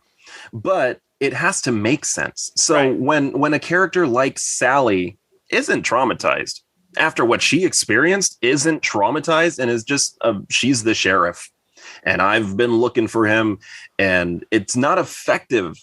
Seeing him in person, you would think that she'd be like, oh my. It's like when you see, really a touchy subject, but it's like when someone who has been assaulted and they're forced to face that person in court. Like in a courtroom. Yeah. It is to their core. They are dying inside. Overwhelmed with emotion. Yeah, because it's beyond awkward, but it's also extremely uncomfortable and painful, and you're reliving that. So I imagined it would have been great if she's like, well, I'm looking for him. I need to kill him. And then she's face to face with him and she can't shoot him because she's frozen in her tracks. She's realizing this is the man that put all this psychological shit in my head. But instead, we don't get that type of character arc. We just get say my name. And I want to point something out. So for those of us that don't know, which is most of us, given that none of us are Irish and we don't live in Ireland, so we're probably not keeping up with Irish actors. Wait, you're not Irish? Right, yeah. I thought. Olwen Fouillère, and I'm probably butchering her name, in 2020 was listed as the 22nd greatest Irish actor of all time. Okay. Who is that? She's the woman who plays Sally Hardesty. Oh, okay. And I say that only because I know if we're saying that, look, if we're saying that this woman is a great actress elsewhere, and I bet Sarah Yarkin is a good actress, and Elsie Fisher, I know for a fact, is a good actress. This script for this movie fucking underserved everyone. Right. And yeah. I think it's the script almost completely. It has to be. By no means am I coming after the actors. I'm saying what was given to them, they didn't have a lot to work with. No, because like you said, the time when Sally sees Leatherface should be like a fucking like a big moment. It should be an important moment. She just like sees him and goes, "I'm gonna go kill him." Stay here. I'll just be right back. Like you'll just be right back. Be right back. What? Because the movie's on top of that, it is campy. So fine, if we're gonna make it campy, really go there. Really, really have that moment. Like in Freddy versus Jason, where Freddy is finally pulled into the real world, and Jason basically says, "Freddy, what's good?" Yeah. And Freddy looks at him kind of like, "Oh shit, I'm not in my playing field anymore. Now we're in Jason's world." And so it's that face-off moment of them looking at each other, like one-upping each other, like two dudes about to, throw down. Right. Give me that then. Give me that moment of Sally walking through the house and then Leatherface just turns the corner down the hallway. And it's that, like you said, that music sting and them just eyeing each other down. And if you've been waiting for this moment, I really want to see you go there, as opposed to just pointing a gun at his head and he's not even looking at you. Nope. He's in his own catatonic state, or in who knows what's going on. Yeah, he ignores her and just walks off. He really does. And she's like, "Say my name." So here's how I would have written this movie. This is the end of Texas Chainsaw Massacre. The movies end here. Sally kills Leatherface. But they kill one another by doing the dual chain. Like she gets him with a chainsaw, he gets her with a chainsaw, and then she goes and rips it out of herself or rips it out of him and fucking cuts his head off. And that's how the movies end. Like why are they sleeping on killing these people? Like why do we need more Leatherface? Like fucking kill him. Just be done. You know what? Actually, here's a better way of putting it. If this is what you're gonna give us, fucking kill him. Yeah, I'm done. Kill Leatherface. Maybe we don't need these kinds of movies anymore. Maybe we don't need slasher movies driven by these old school slashers that don't have any way of getting back in touch with the current audience. They are too afraid. This ain't it. They're too afraid. They're afraid of not furthering a franchise and banking in, because the Suicide Squad did not give a shit. It killed off its characters. You know what I mean? Because there's always more. Because there's always more. But on top of that, it's like we got to know these characters and they did not mind killing them off. Right. And no part of them was like, well, then if we kill this character off, look at Peacemaker. Oh, well, he survived. But you know what I mean? They weren't afraid to go there. Bad example. Yeah. But, for Leatherface, go there. Really fucking go there and have him, dead. But they did go there. They killed Sally. Fan favorite Sally Hardesty. But see, that's another thing that was not believable. And the first time I watched it, I called it out. Everyone in the room was like, yeah, why the fuck would you think he was dead? When he has literally taken stabbings, to the gut and whatnot. And he's been shot with a fucking shotgun. A sawed-off shotgun. That should have killed him already. So what made these girls think that whacking him in the chin with a chainsaw was going to, when he gets whacked and falls in the water? It's not like a chainsaw doesn't work that way. It's not an axe. Right. It doesn't have a sharp edge. Yeah, you have to really work with it. So it's serrated like a saw. It's a moving saw. It's not a sword. It's not a katana. Yeah. If they had done that with a katana, they would have cut his face in half. Yeah, so it's not like they split his head open. They whacked him in the chin and he fell and they're like, we're done. I'm like, you really think so? Because he was able to sustain a lot of injuries. And you shot a couple times with a shotgun. Yeah, it's like the Jason remake, the 2009 film, when, she stabs him in the chest with the machete and she's like, go to hell or something. And I'm like, that's not going to... Jason fans are not stupid. We know that's not going to kill him. So it was no shock that he jumps out at the end and pulls her in the water. We were like, yo, no shit. So remember in the original Texas Chainsaw Massacre with all those jump scares? No. Yeah, that's my point. There were none, you know what I mean? And there's no so, jump scare. There's no final stinger at the end of the movie. Yeah, this is how far we've come, that this movie now has it. Right. And so, okay, well, that brings me to the ending. First of all, we saw it coming, right? I didn't see it coming, but that doesn't matter. Like, for me, it was just like, I was just like, at this point, I was like, can this just be over? Like, I didn't care, you know? He took her head. And I was like, okay. Yeah, he took the annoying sister's head. They're in their Tesla, and the Tesla's, they punched in the address, and they're driving away. It's driving itself. It's driving itself, which I thought was like a little clever. I thought that was a little clever. No, see, I like that the sister wasn't able to stop it, and the car is taking her away from helping her sister. Right. That's cool. But it didn't have any impact. I mean, I did go, oh shit, that he, sawed her head off, but I wasn't like, oh no, they got her. It's just like, she's such a memorable character. You didn't want her to die. It's like, I don't care. Well, and the other thing is, I don't know if you noticed in that scene, but like the take that they used is like the worst take, because she like jiggles her body before she's dead. And it's like the timing is all off. She's like, ugh, and it's like, no, you're not dead yet. But she does like the I'm dead thing. Like the body jiggle, like she's been decapitated. She does it like a good second before he actually decapitates her. It's so lazy. I wanted him to throw the head at the sister. That would have been great. Because okay, can we talk about that? No, because every Leatherface movie has to end with him doing the chainsaw dance. Oh, that looked ridiculous. And but speaking of ridiculous, how funny! Now I loved it though. It was so ridiculous that I appreciated it. When he's standing at the top and the girl looks up and he throws the sledgehammer at her chest, and it literally takes her off the ground and throws her into the fucking the crawl space of the house, to where she gets covered in literal shit. Was that poop? Yeah, that was poop. That was poop. But that was another thing. I was like, wouldn't that have killed her if it was hard enough to throw her off the ground and slam her into the second floor? She'd have been dead. That would have stopped her heart, crushed her chest plate, just anything. But like I said, this movie has a lot of really unbelievable moments. Like you said, she was already shaking before the chainsaw even got to her throat. Yeah. Well, that's just an editing choice. I don't know why they use that take. That's a real bad take to use. But like, I've seen the ending of the movie a couple times now because I keep watching it to like reinforce that I'm seeing it. Like the timing is off, but the timing is like really off because they know they had to put a visual effect in there of her head coming off, and it's like they didn't time it correctly, so they have him cutting her head off, and the body like shakes. Like it's been like the head's been cut off before the chainsaw's anywhere near her body, and it's like I don't think this is the take you use. Like you could do this over again. Like nobody forced you. You could redo it over and over again. I don't get it.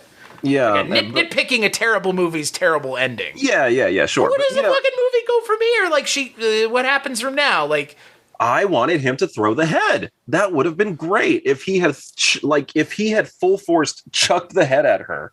Bopped her in the head. Bopped her in the head, that sets up. And then the car drives and explodes.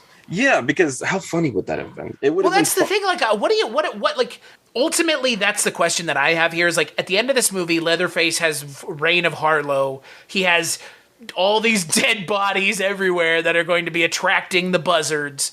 Mm-hmm. And people know that people have died in Harlow now. Mm-hmm.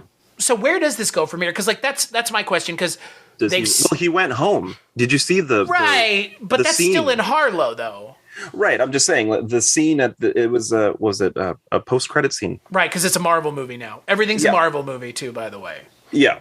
Oh, yeah. Not lamenting Marvel movies. I love Marvel movies as much as the next person. But like every movie doesn't need a post-credit sting. Right. That's like in the HBO Max show Hacks, where a character asks, who watches Marvel movies anyways? And the character goes, literally everybody. So, yeah, exactly. So we are all fully aware of... which is why everybody knows now that there might be a fucking post-credit scene. And in this movie, there is. It traumatized me because now I sit around waiting. I'm like, maybe there is one. I don't fucking know. Right. But this one had one. I did not know until like a few days later. It's just a shot of him walking home. So, okay. Who cares? That's where I was confused through the movie, because the inside of the orphanage the structure looked exactly like his house. So throughout the whole film, I kept questioning. I was like, was the house turned into an orphanage? Was this town built around the house? Because the staircase is in the same place, and the rooms and all this shit. I'm sure that was just me. No, I'm sure nobody else was thinking that. And so when he finally it showed him walking home. I was like, oh, okay. Why wasn't he there to begin with? Why was he like stuck with this old lady in a ghost town that no one's at, unless he was scared Sally was going to go there? I don't know. But like, yeah, I don't. Or he didn't know. He wasn't even thinking that, because he didn't even know who the hell she was. Right. So he couldn't take care of himself. That's what I don't get either. I mean, the Leatherface character is so uninteresting now. Like where he is now, like this is the new starting place. This is where they go from here if they want to continue this story. Are we going to retcon this one too? Because they're going to retcon the movie that they just made. Because 3D did it, and don't even get me started on 3D.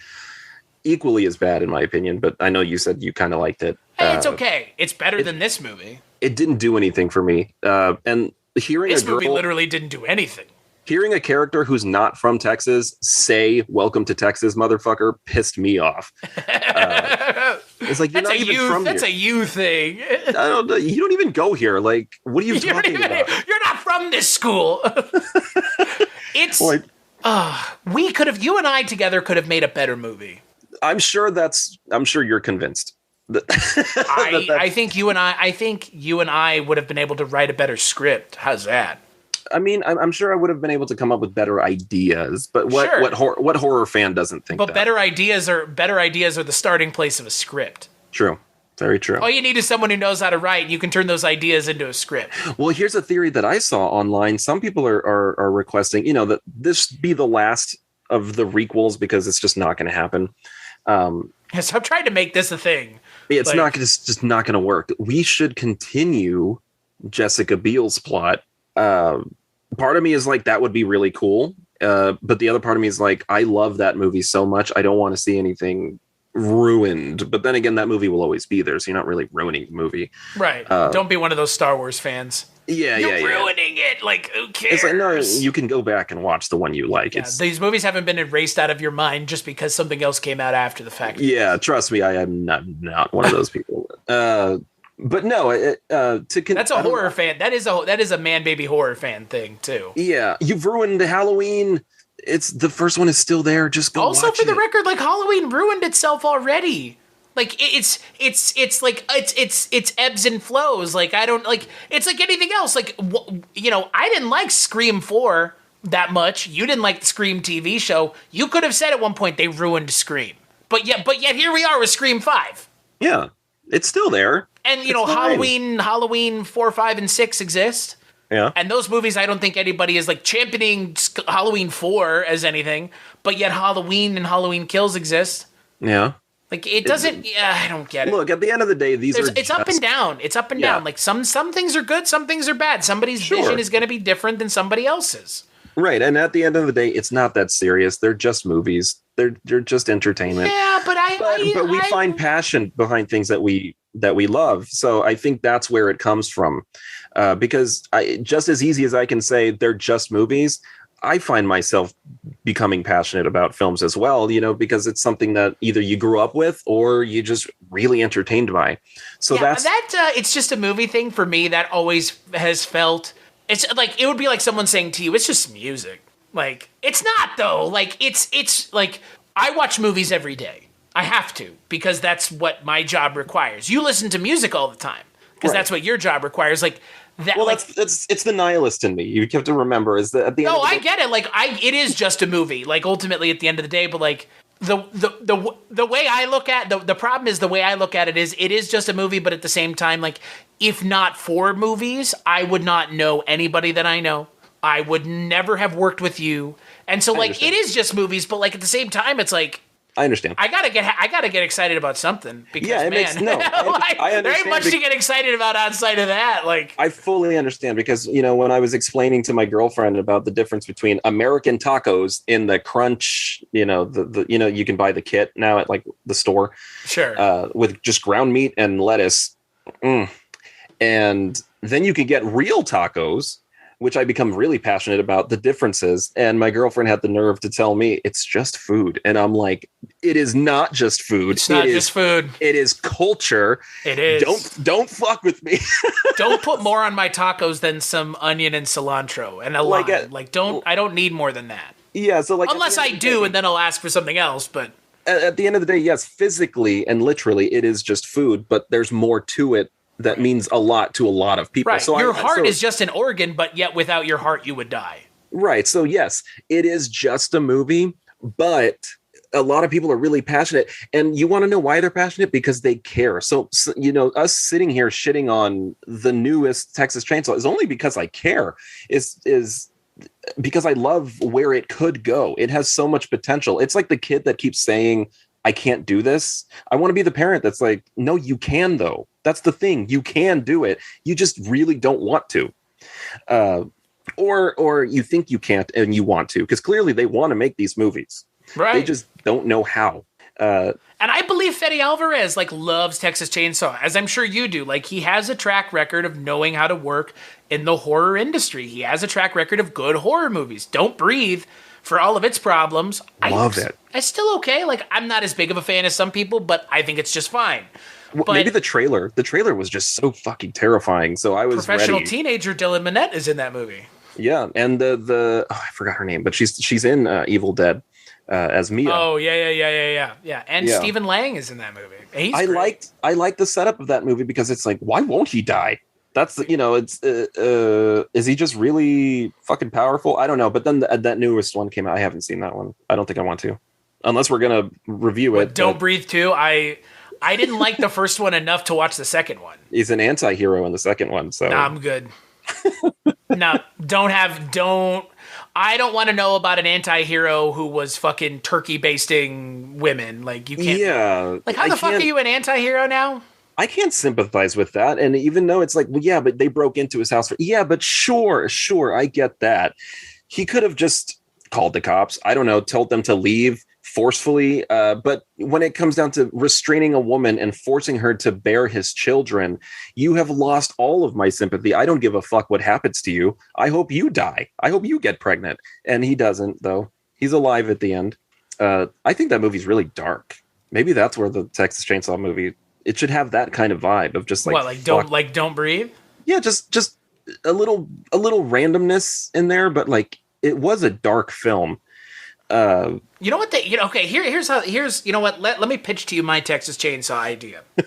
Okay. Start for real. Okay, so here we go. No, just so let's so the requirement in my mind here is I cannot go back to The Well. I can't go to Jessica Biel.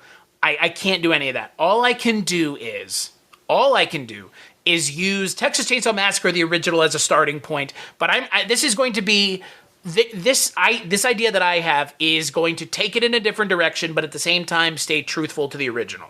So you have a group of friends. Their occupation doesn't matter, but in my story, they're going to be ghost hunters. Okay. Ooh. And so let's take the idea that this is a Ed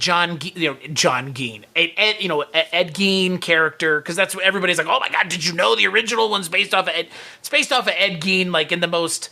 It's like saying Buffalo Bill's based off of Ed Gein. It's there are some things he skinned women, but it's Buffalo Bill was much more menacing than Ed Gein ever had any right to be. It was right. As a mentally unwell 40-year-old man living in a house with his mom's corpse, Yeah. That's problematic, isn't it? That's scary on its own, but that's also where Psycho comes from. Right, exactly. So you have this group of friends, 4 to 5 friends, and they hear about this house where this serial killer used to skin people, similar to Ed Gein, right? They go to the house, it's in the middle of nowhere, they set up a seance, they do the seance, and in doing the seance, I can't figure it out in my mind where I would want to go, but I would want to inject this with some of the supernatural. But not the supernatural in the way where it's guaranteed the supernatural, but it's it could be the supernatural. So the entire movie, they're trying to figure out if one of them is copycatting Leatherface, or if in doing their seance, they actually conjured up the soul of this serial killer. And the entire movie is just them running around this kind of compound, this farmhouse, running away from what they think is another, Leatherface, but it could be somebody else who's a copycat, some other, exterior character. Right. And I think that's a way you do this, because take Leatherface the man out of it and just make it like Leatherface the thing. Mm-hmm. And then it's Texas Chainsaw Massacre, and then at the end of the movie you can have the character actually be possessed by Leatherface and become the new Leatherface, or you could just end it there and it's one singular movie. But like, in my mind, that's a more interesting premise, because it kind of cuts to the idea that we're talking about, which is you can't show this guy be shot 1,000,000 times and us not say, what the fuck, how is he not dead? Yeah. So maybe it's like pseudo paranormal. Maybe there is like a little bit of a paranormal bent to it. Yeah. It could, I mean, yeah. Isn't that more interesting than what we got? Like, just, it's something different, at least. It's completely different. It would have to be different, because I think where the series fails is that they're all the same movie. It's they go to the middle of nowhere and a guy kills them. Yeah. You know what? Take my idea and put it in the middle of a city. Have it be like, oh, this guy was in an apartment complex and he was, they were calling him Leatherface because he was doing all sorts of weird shit, and it takes place in an apartment complex. I don't know. Just do something else more than what they've done. Yeah, we're too attached to the farmhouse and all this shit. It can still be involved. But I do like the idea of maybe, even if not paranormal investigators, if just like podcasters or TV show true crimers, somebody that would have a reason to be there intentionally. Yeah, as opposed is kind of my idea. Yeah, as opposed to just teenagers driving through. Hey, can I use your phone? And then we all get killed. Which is scary. Like, we've all been there. We've all broken down on the side of the highway. Like, I get what they were mining, but like in this day and age, like, it's kind of like House of a Thousand Corpses, because they're driving across, writing a book about weird sideshow attractions or whatever, and it gets them into trouble. I like feel bad for characters that are like put upon in these situations, but like I think it's a much more interesting writing exercise to give the characters a reason to be there. And like give them a reason to understand the situation they're in and figure out a way to work outside of it. So that's what I'm saying. Like my Texas Chainsaw Massacre movie that I make, if I would ever make one, would be a singular movie. At the end, it's over. That's it. Maybe there's like a little teaser for something else, but like it would be a teaser in a way where it's like, if nothing happens, great. And it would also be a great opportunity to create that very claustrophobic situation of, I put myself here. I wanted to know way too much. Right. And I stuck my nose in where it doesn't belong. And now I can't leave. It's very American Horror Story Asylum. The Sarah Paulson's character is a reporter, and she wants to know about the mistreatments of psychiatric patients, and the nuns aren't having it. Right. So she becomes a fucking patient, and she's not allowed to leave. And it's stuff like that is always more disturbing to me than someone who just so happened to stumble upon. Right. And that's where my idea is like rooted in the idea of like, they're there on purpose. They're there by intention. And so in my mind, like, that's a much more interesting setup, because it gives the characters, like, you already understand that they know what's going on. So it's not like a surprise to them. Right. And Leatherface shouldn't be, and I know that this is controversial, but I don't think Leatherface should be the main antagonist in any of these films. I think that's another thing that made this movie feel a little weird, is that he was very standalone, because the villains are really his family or whoever is associated with him. Arlie Ermy is horrifying in that 2003 movie. Terrifying. And in the original, it was, the grandpa, or no, the dad and Chop Top. Right, the sequel. And I guess he's similar character in the first movie. Right, Leatherface is just there to be, he's kind of their bitch. He's kind of their bitch, and he's an element of danger. You know what I mean? Is you have to do what we do, or we sick Leatherface on you. He's our pit bull. Yeah. And he's the muscle. He's the muscle. I mean, he's just the muscle. He's the one who can lift the dead bodies up, and he's the one who can move the dead bodies around, and he can chase people down. Like, that's so it would be a great situation where interviewers or podcasters, whatever, they're investigating. They really want to know the story behind Leatherface. Whatever happened to Leatherface? And we heard there was a guy in Texas that skins people alive, and chainsaws were involved, and cannibalism was involved. And that's why we're here, and we're asking around, and the town is telling them, you need to get the fuck out of here. mind your own business. How about that? This town has heard enough of it. We're sick of it. But little do we know. Ooh, that's family. good. Ooh, that's a good idea. Ooh, you've tapped into something even better. Set it in a town, and then we have the massacre part, and you have, like, they reconjured up Leatherface. And this town is like, why are you doing this? Like, go away. Yeah. And we don't get that in Halloween. We don't get that in Halloween. They could have gone there with the new Halloween. Because, like, there's the whole podcaster angle. Yeah, we've heard all of this shit, and we are sick to death of it, you know? Like, basically, we don't sell Leatherface t-shirts. No, we don't sell Leatherface mugs. No, we don't sell fucking chainsaw bottle openers. Like, we want this to go away. Yeah, and if you came here to use the phone or get some gas, hurry up and get the fuck out of our town, because you're not going to get any type of tourist attraction here. And yet the kids don't leave. You know what I mean? And we do find out that the house where he lived is still owned by someone related to Leatherface, because, like I said, Leatherface doesn't need to be the main villain. Right. Which is why I was like, make him just a supernatural force, like we talked about in the last episode with Ghostface. Like, at this point, like, that's my headcanon of Ghostface. It's like a thing, like it's an amorphous idea that kind of takes over someone. Like, why not make Leatherface the same thing?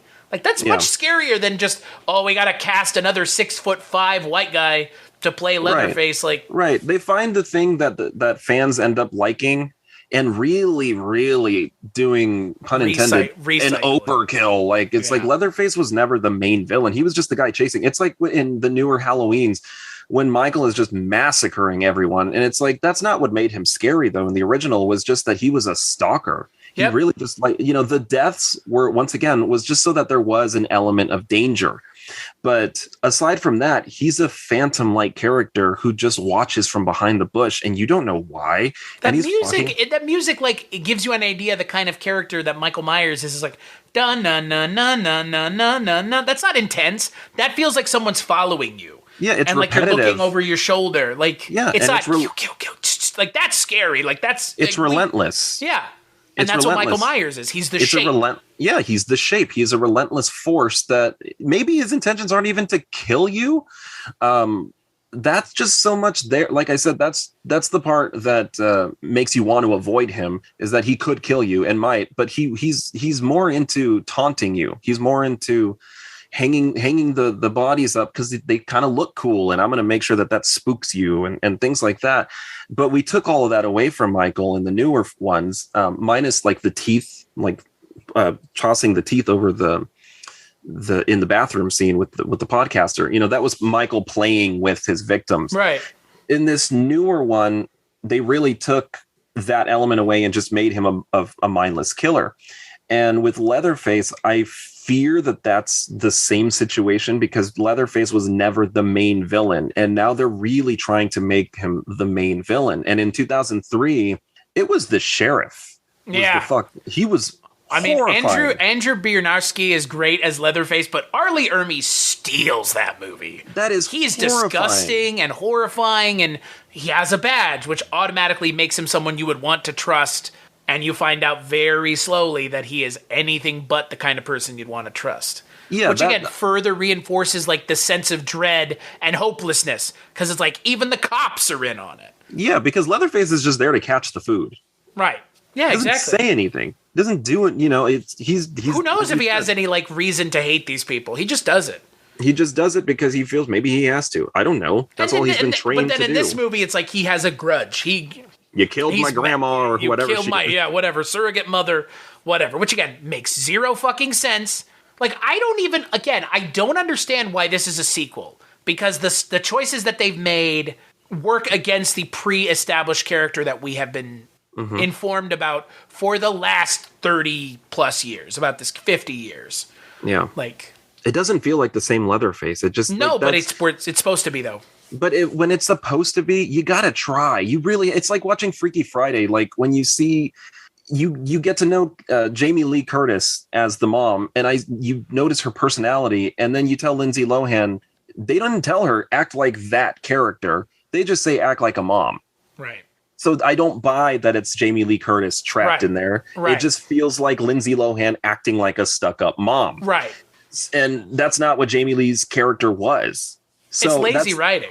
It is. So that's where it's like, really, really try to make it work, because they did the same thing to Laurie Strode. I don't think she would be this gun-toting, booby-trapped anything. I think she would have been an isolating, yeah, that happened to me. I've just been really trying to forget about it. And that's not subjectively you're saying that. That's an objective criticism. That's Sure. 100% objective. Because the evidence that they've given us in the other movies would not lead us to believe that's the way her character would react, which is an objective choice. Not I chose to, make these ghost hunters go do this. It's like, no, objectively, using the previous films that we've seen, this doesn't make any sense. Yeah, and that's a problem. She doesn't act like Laurie Strode either. From the other movies. Yeah. This is not our opinion. This is just like, I'm just saying, looking where the character goes from A to B, all of a sudden they're lost. Like, what? I forget that it's even supposed to be Laurie from the original. The only time that it kind of came was in 2018. She says, congratulations on making the honor roll or whatever. I was on the honor roll. I'm like, well, yeah, I believe that because Laurie was a bookworm. Right. Other than that, she didn't talk or act like Laurie Strode. She acted like Sarah Connor. But not nearly as Sarah Connor is not very successful either. No, Man, the only one that's been successful is fucking Sidney Prescott. Yeah, and that's not to take away, because I do enjoy seeing Laurie be a badass. I like that. I want it. But it has to make sense. Right. Part of her has to still be scared. They wanted a revenge fantasy. That's all they wanted. Like, those Halloween movies just feel like a revenge fantasy. How many times is she going to say his name? It's like, hello, Michael. Goodbye, Michael. I'm here, Michael. I'll find you, Michael. Where are you, Michael? I'll kill you, Michael. I'm coming for you, Michael. It's like, for fuck's sake, like, can we get on with this shit? Because Michael's not even looking for you. Right. You're looking. Yeah, who's antagonizing who now? Yeah, I saw on Twitter somebody was like, I'm starting to think that Laurie Strode's the one just starting shit with Michael at this point. Like, if we're still like doing all of this shit. Well, and we come back to this movie full circle with that. It's like, why is Sally here? She didn't have to show up. And if she did show up, why didn't she just kill him immediately? If her whole goal was to kill him, she didn't. She's a dummy character. She's dumb. Her character is written like an idiot. And has Leatherface been killing people since? No, because apparently something that Alice Krieg has been doing has kept his beast in check. I don't know. That's the thing. Like, I don't even understand what his motivation is. Other than the fact that Alice Krieg dies, that must be his singular motivation for killing all of these people, because he doesn't know what they're doing. He doesn't know that they're taking the town. He doesn't know any of that. He doesn't hear that. Okay, he can't know any of that. That's fine and all. But if this is supposed to be Leatherface from the original, it's supposed to be the same guy. Which it is. Yeah. I feel like he would have been more emotional about her dying, because he doesn't speak. He moans and he cries and he whimpers and he pig squeals and he paces and he rocks back and forth, because in the original, he only knocked out those teenagers that walked into his house because he didn't know where the fuck they were coming from. Who are they? You know what I mean? And that's why, once he's done and he throws the girl in the freezer or whatever, he's like looking out the window and like shutting the blinds and stuff like that. And he's sitting there contemplating, like, what the hell is going on? He's a confused character who completely relies on whoever is taking care of him. And that's why they have such power over him. So fine, I'll buy that this woman has some kind of bond with him, because maybe he's emotionally stunted. But for him to just her die and him to just be angry and I'm going to stab you in the throat feels out of character for that Leatherface. I feel like he would have been really physically, emotionally distraught, and we would have been able to see how that really affected him, as opposed to just him wearing her face. I don't think that the Leatherface that loved that woman would wear her face. Right. Yeah. Or maybe he would, because in the sequel to the original Texas Chainsaw 2, they kept the fucking hitchhiker, they kept his body and they played with it like a puppet. That's what Bill Moseley's character does. Yeah. With what was that? At the great the Oingo Boingo bridge scene. Yeah. My favorite scene in that entire movie. It's great. That is the longest bridge I have ever fucking seen. Yeah.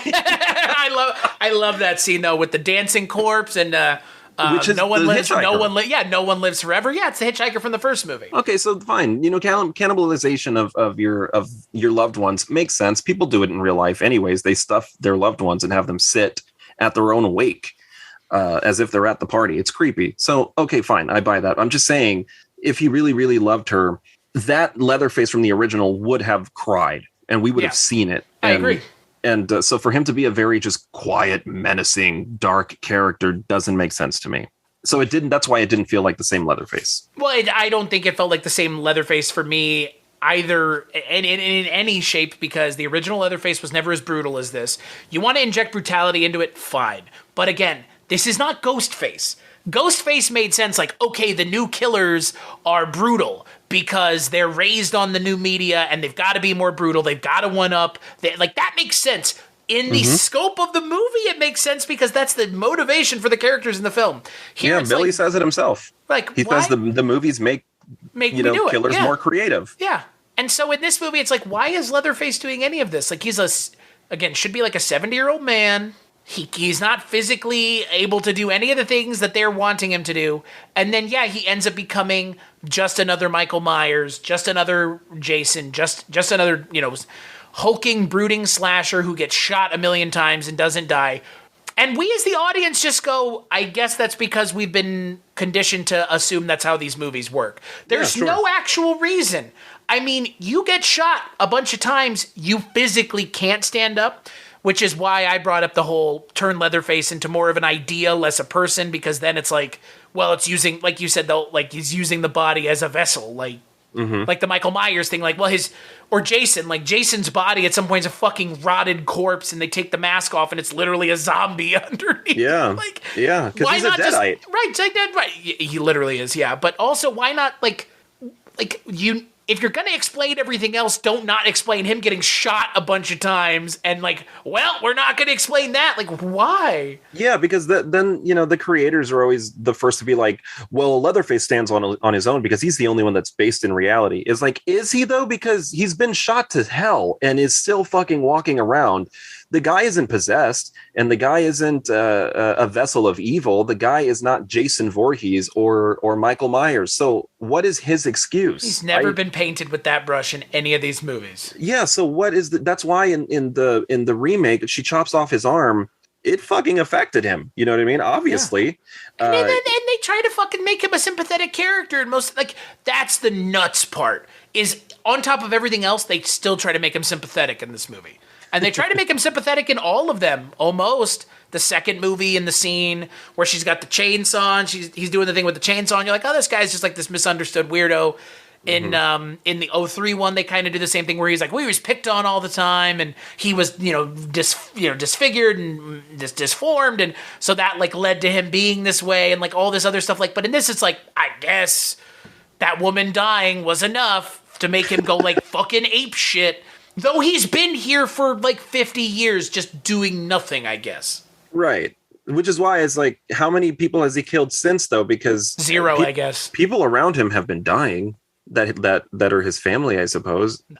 And they didn't kill this woman. She had a heart attack or something, and I don't know. It is the definition of lazy. Yeah. And it is the definition of riding someone else's coattails to try to make a movie that is, this is the true sequel. It's like, no, this is everybody. The only true sequels that exist, I guess, are the ones you say that are true. So I guess this is a true sequel until the next true sequel comes out. Well, I mean, they've already done it twice, and they did it in Halloween twice already. So yeah. Just remake the son of a bitch, and if you want to keep going back to the farmhouse, you're gonna have to just remake it, because we can't keep doing the same thing over and over and over. No, because it's all the same thing. It's just a matter of who did it better. Right. Exactly. This movie, as far as I'm concerned, it's almost a remake of the original. Yeah. It's just kill a bunch of people. There you go. You've mined nothing, you've asked nothing, you've answered nothing, and ultimately nobody cares. Yeah. I don't know, when this movie was over and it got to the credits, all I could think was, man, these credits are really stylish. They were. The credits are great for this movie. They are. They really are. Yeah. I mean, you like that? At least the credits were good. I got to enjoy a couple cocktails while watching Texas Chainsaw, because I knew I would have to. And it was a nice Paloma. That might be the best way to enjoy this movie, is inebriated. I would say skip it. For me, it's either skip it or watch it. And skipping it or watching it, in my mind, doesn't... like skip it, I think denotes quality more than watch it does. Cause like I say watch it for bad shit all the time.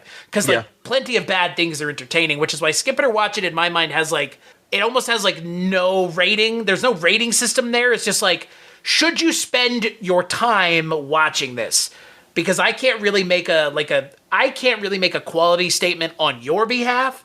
I can just say how how the movie made me feel subjectively, and then objectively point out like editing problems, screenwriting problems. But for me, it's like skip it means I don't think you should spend an hour and a half watching it, or your money, however you want to look at it. Watch it means I feel like there's something worth seeing here, even if the movie's bad. I think for me, skip it. Skip it. There's one scene that you can see online. It's the bus scene. You could just go on Netflix and go to the part, watch that scene, and then turn it off. And I think if you watch that bus scene and you're like, I want to watch more, you're probably this film's target audience. For me, if I had seen the bus scene, I would have been like, I don't know. It's okay. Yeah. So you know what? I'm going to change my answer then, because I agree with you. If it's on Netflix, but guess what else is on Netflix? Yeah, this one. The 03 one. Exactly. So I'm going to say skip it and watch the 03 one because it's on the same platform. Yeah, and that is ultimately where I come back to this. It's like, for me, it's a skip. Go watch that movie. Like, that's the truth. If you want to watch some Texas Chainsaw that's not the original and it's not the second one, the really good actual sequel to the original, 03. Yeah. Yeah, watch the 03 one. If you're dying to see this one, watch the 03 one. If you've heard that you really need to see this one, watch the 03 one. If you're just curious, watch the 03 one, because the 03 one is going to give you everything that you want this movie to give you, because that movie's the new one is not going to give you any of it. It's not going to. There's nothing scary about it. There's no character development. The characters are obnoxious. Nothing makes sense. And not only are the characters obnoxious, they were written that way. They were written to be grating and obnoxious and so unlikable. They were written with such a broad brush that they were all written as unlikable millennials who need to die. Yeah. And I think the 2003 one really set the bar for following Texas Chainsaw movies, which is why they keep just either doing prequels or requels or whatever, because they just can't touch it. So there's formulaic shit going on in the 2003 one that just works. And this one does not work. And like you said way earlier, this could have been any other movie.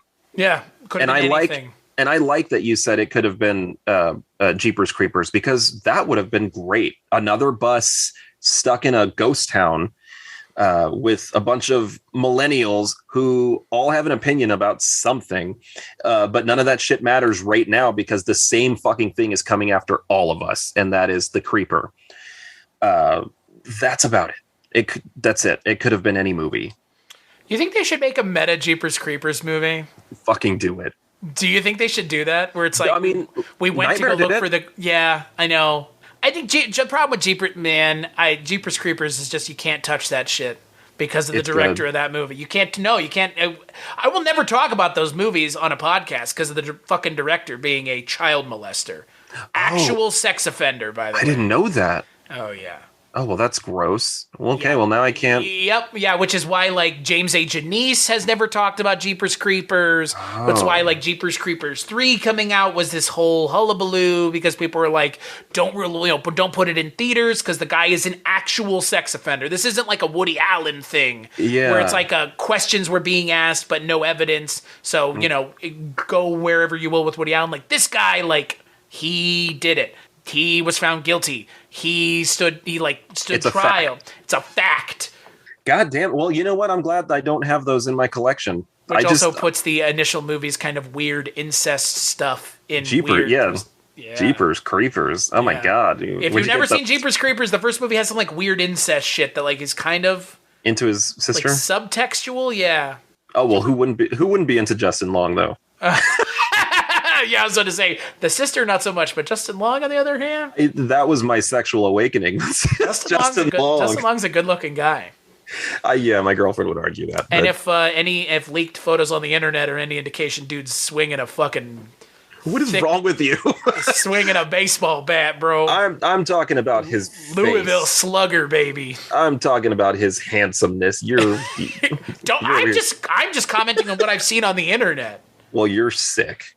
You are sick. Correct. That's more disturbing than this new Texas. Oh no, movie. it's not.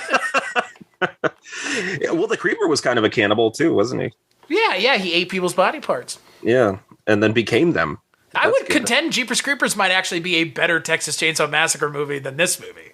Yeah, because Justin Long's just skinned body hanging there at the end. Let me tell you something that both confused me sexually and yet gave me so many nightmares. Oh, that's an effective ending, man. Yeah, that's why I'm saying it was my awakening. I was like, how old was I when that came out? Jesus, that movie came out a long time ago. It was like 03, 04, maybe earlier than that. I thought it was like 2001, but you're probably right. Maybe, could be.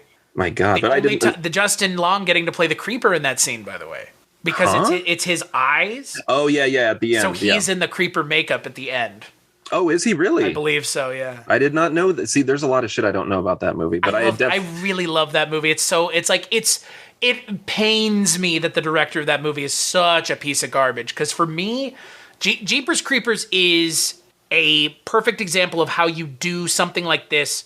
Something like this being a slasher movie, right? You create a character that's interesting, you give a backstory, but you don't give it away completely, and you have sympathetic characters who you are genuinely disappointed to see don't make it through the end of the movie. Right, and it brings in characters that are not in it for that long, and yet you immediately like them, like the psychic lady that came in. I loved her. I hear you screaming in the dark. Yeah, she's great. Look at those eyes. Those eyes that she had. She was fantastic. And I love that the Creeper did not touch her. I don't know why. She started praying.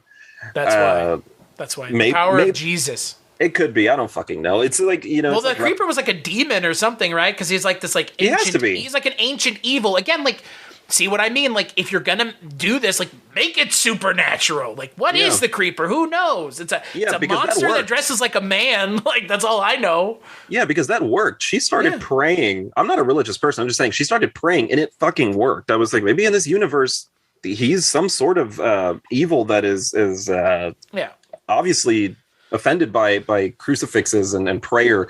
I like things like that. Even in like Leprechaun in the Hood. I don't know if you've ever seen that, where Leprechaun goes up against the psychic lady, Yeah. And he's all angry. He's like, it's a witch, and she, starts throwing her powers at him. Right. It's ridiculous, but part of me is like loving it, like a leprechaun versus a witch. Of course, she eats it in the end, but. Well, anyways, that's the thing to round this episode out. That is the thing I think that we should start moving towards, as opposed to dealing with these movies where it's chasing helpless millennials around. Leatherface versus a human being fighting, and that's them going back and forth throughout the entire movie. Give me that. Yeah, I'm sick and tired of this. I'm just sick and tired of this shit where it's everybody's scared all the time. Sidney Prescott in Scream 5 goes, "Let's go fucking murder someone."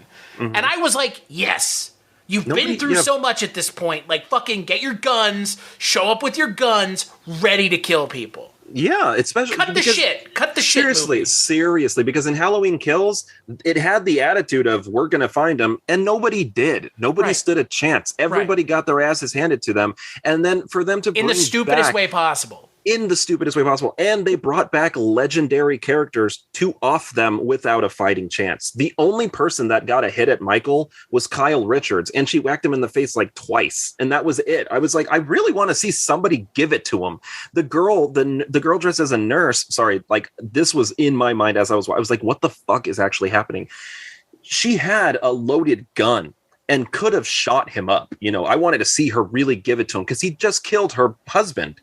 And instead, she's just unloading from what's felt like a mile away, only to be offed herself by herself. Right. So the gun turned on you thing. Yeah, nobody has a fighting chance. And that is what I seek in these movies. I want to see a character really, really give a fight. I want to see them fight for their life, as opposed to just being a helpless, screaming character who's just I'm not saying they can't be scared. Of course I'm scared, and my life is being threatened here, but what is your fighting instinct? You know what I mean? And nobody has that in Halloween Kills, and definitely nobody has it here in Texas Chainsaw 2022. The only one who does is Richter. Who the hell's Richter? He's the guy. He's the redneck. Oh, for fuck's He's the sake. only one in this movie who, like, doesn't just get his ass handed to him by Leatherface. That's because he's the local redneck, and he's not. You know what? I'll give him that. Like, shit. At least he had the balls to do it. Like, Because, you and I both know that if he had had Leatherface in the position that those two chicks at the end of the film had, he would have killed him. yeah. He wouldn't have been like, I'm going to hit him with a chainsaw and let him sink into the pool. Like, nah, I'm going to, like, fucking shoot him a million times. Like, make sure he's dead. Can we Because also if you've heard the things he's done, you don't want him to get, like, you shouldn't want him to get back up. Because if he gets back up, you're not going to have a good time. Yeah. Which You is have like, to make sure. Which, like, goes against what we talked about in the Scream episode where it was like, Dewey was so fucking stupid. But To go back. But at the same time, like, you understand why. It was 'Cause it's stupid and smart at the same right, time. because it's like, I want this to be over with. This needs to be done. I'm not scared of you. Yeah. And that's, like, as an adult now, the last thing I would do if I were in one of these positions would be cowering in a corner. Because, like, I'm going to die one way or another is what's been made readily apparent if I'm in one of these scenarios. Yeah. So better go out fighting on my feet than crouched in a corner or sitting in a car hiding when he comes and drags me out and brutalizes me in the middle of the street. Because that's what happens in this movie. You have a bunch of millennials on a bus getting brutalized when all they had to do was fight back. Yeah. They could have so many of them. overpowered him. Yeah, holy shit. He's an there's like old 20 man. people. Yeah. He's an old fucking man.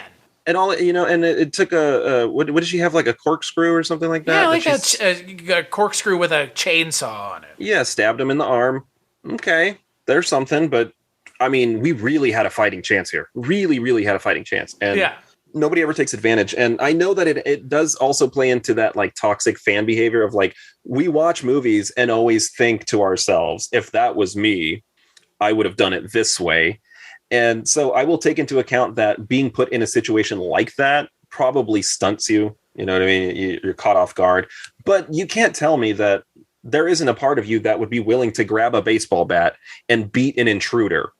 Or, even in Halloween Kills, the older woman who's she gets stabbed in the throat with, like, a light bulb. She gets brutalized. Boy. She opened the door, though. So why didn't she go? You know what I'm saying? Like, just to be a helpless...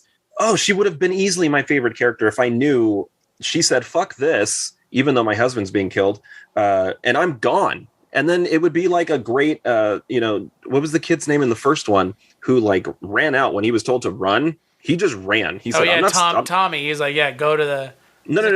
In the 2018 one. Oh, in the 2018. I thought you were talking about the kid who just gets murdered in the car. What was his name, like Julian or something like that? And he saw a girl getting stabbed and he said, nope, I'm not staying for this. And took off. I would have loved to have seen the same thing happen with that woman, but instead he's, like, lumbering towards her pretty far away. And yet there's no fight is put up. She grabs a knife and that's it. Yeah. She doesn't do anything with it.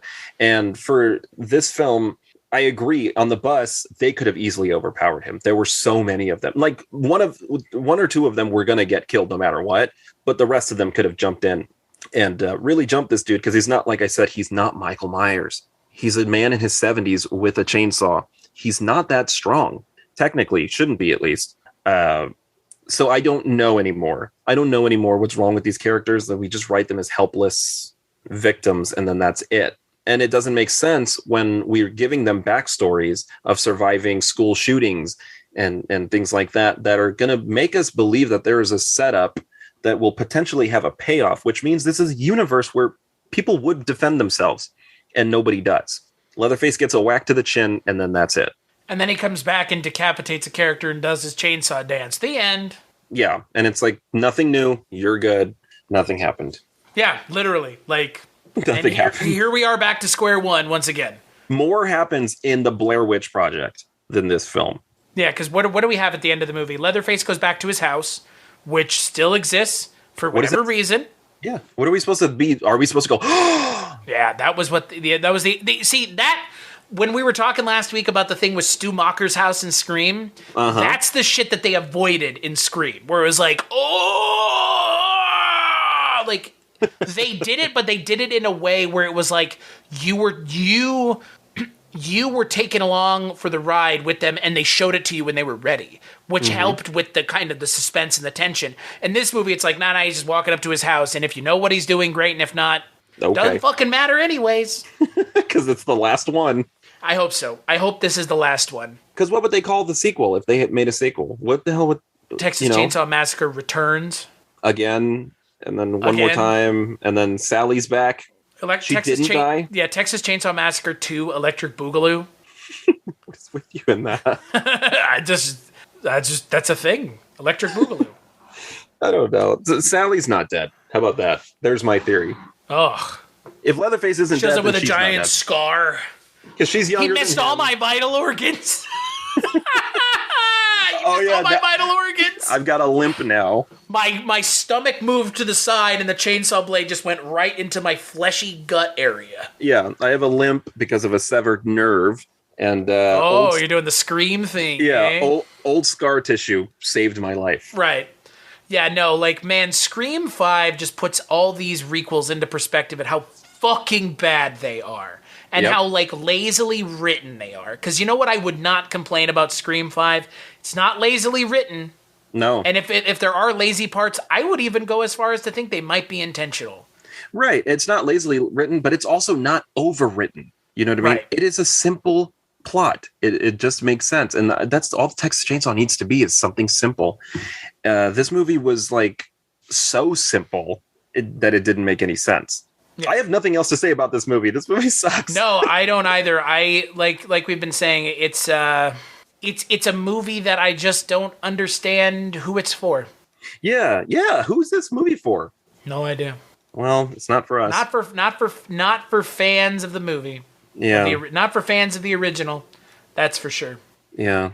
And that's a shame. And that's a shame because, again, I was excited. I was like, oh man, what are we gonna see here? Like, gonna see something really cool? Fede Alvarez? Just kidding. Look, my intention is not to shit all over these movies, obviously, and it's never my intention to, like, completely take away intention. Sure. Obviously, these movies are made for entertainment and for people that are huge fans of Texas Chainsaw. But I think for something like this, maybe the fans should be taken into account when writing the script, as opposed to just doing whatever you want with it. And again, that was why I thought, like, oh, well, Fede Alvarez is involved, then he knows horror movies. You know... He does. Yeah. He does know horror movies. That's the problem. That's my issue with this movie. So where does Texas Chainsaw go from here? Is it now a streaming app movie? Is it straight to DVD? You know what I mean? Yeah. Like, because Leatherface was, Texas Chainsaw 3D was the last one to come out in theaters. So have they lost that type of attraction that they're no longer something that people want to see on the big screen? They're not cinematic enough either. Yeah, that's what I don't know. They feel so low budget. Well, and that's the thing. I mean, I think... And it could be low budget. It doesn't need to have a huge budget. That's the thing. Because the 2003 version, although seems minimal, you can see in its production, like, where everything's going. Cinematic. Right. The casting, the makeup effects, which, by the way, I don't know why we walk away from the 2003 version thinking that we've just witnessed a gore fest when really we haven't. It's not that gory. No, it's not. And again, that's what this movie has that I just... It's like with the Halloween movies, right? Like, when was Halloween ever gory? Never. And it wasn't supposed to be. Right. You know, the original didn't have any blood. So why should this one? But, like, even the 2018 one, it had blood, but, like, within reason. Right. Halloween Kills is just like an all-out splatterfest. And I don't know what that says about the horror genre right now. Like, what are we trying to do anymore? Are we trying to scare people, or are we just trying to show them really, really over-the-top kills? It's like we're in the 80s again, you know, with slasher films. I feel like that's what it is. Yeah, I think audiences are now desensitized, though, that we should just go back to actual horror, actual tension, actual characters that we care about, not wanting to see horrible things happen to them. Right. That way, when things do happen to them, we actually give a shit. You know, it's engaging. Yeah, I agree. There's not much. There's not much else to say about this movie. No, there's not. Because, it was funny because when you asked, you brought this one up, you weren't going to talk about this film. That's how uninterested you were. Yeah. Well, that's the issue. The issue that I had with this movie is I just didn't really want to talk about it because it was just so... It was so not good. It's just a throwaway. And I remember telling you, we should talk about it because we have so much to say, and yet there's not much to say at the same time. No, it's a bizarre situation. That's the thing. Like it's such a movie that there's just so little to work with. Yeah. And again, you have Texas Chainsaw. So Leatherface looks too young. Sally's pointless. Leatherface is not paranormal, so why is he surviving anything? Sally didn't shoot him in the face when she had the chance. The bus massacre was cool. Nobody hurt the chainsaw when the guy was decapitated.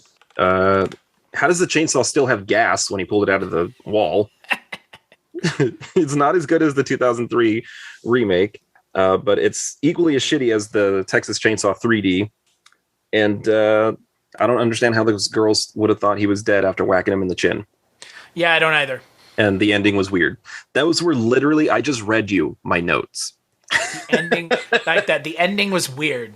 That's all I put. Ending was weird. I didn't know how to feel after that. I was like, and keep in mind, I was 2 cocktails in and I was, I wasn't sure of what I was looking at, or maybe I missed something but nope. The next morning I remembered everything. And it's exhausting talking about a film that you don't like. Well, yeah. It's exhausting talking about film in general, but especially things you don't like. So, Andrew, where can people find you when you're not here? Everything is Andy Gnosis. That is Facebook, Twitter, TikTok, YouTube. Andy Gnosis. How do you spell that? That's Gnosis. So you're telling me you don't talk about movies for a living? That's exactly what I'm telling you. This is news to me. This is, yeah. The problem is I talk too much and I have a tendency to not shut up. Oh, that's why you're here. We're 2 guys who don't know when to shut up. Is that not...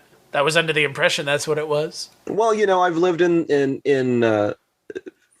20 fucking years of being told to shut up. And now finally I have something to talk about and I don't care anymore. So I'm good at... I can fucking talk again. So we have too much to say. That's the problem. But I mean, isn't that the point of this? It is. It's to listen to 2 guys who just have way too much to say. Exactly. As for me, you can find me at cstachiw.com, cstachiw.com. That is my link tree. That is where you can go to find the things that I work on. As for this show, Kulturecast.com, patreon.com/Kulturecast. If you like what we're doing here, let me know. If not, don't. I don't know. I'm not going to stop making this content anyway. So, yeah, Andrew, thank you for joining me as always, and we'll catch you on the next episode.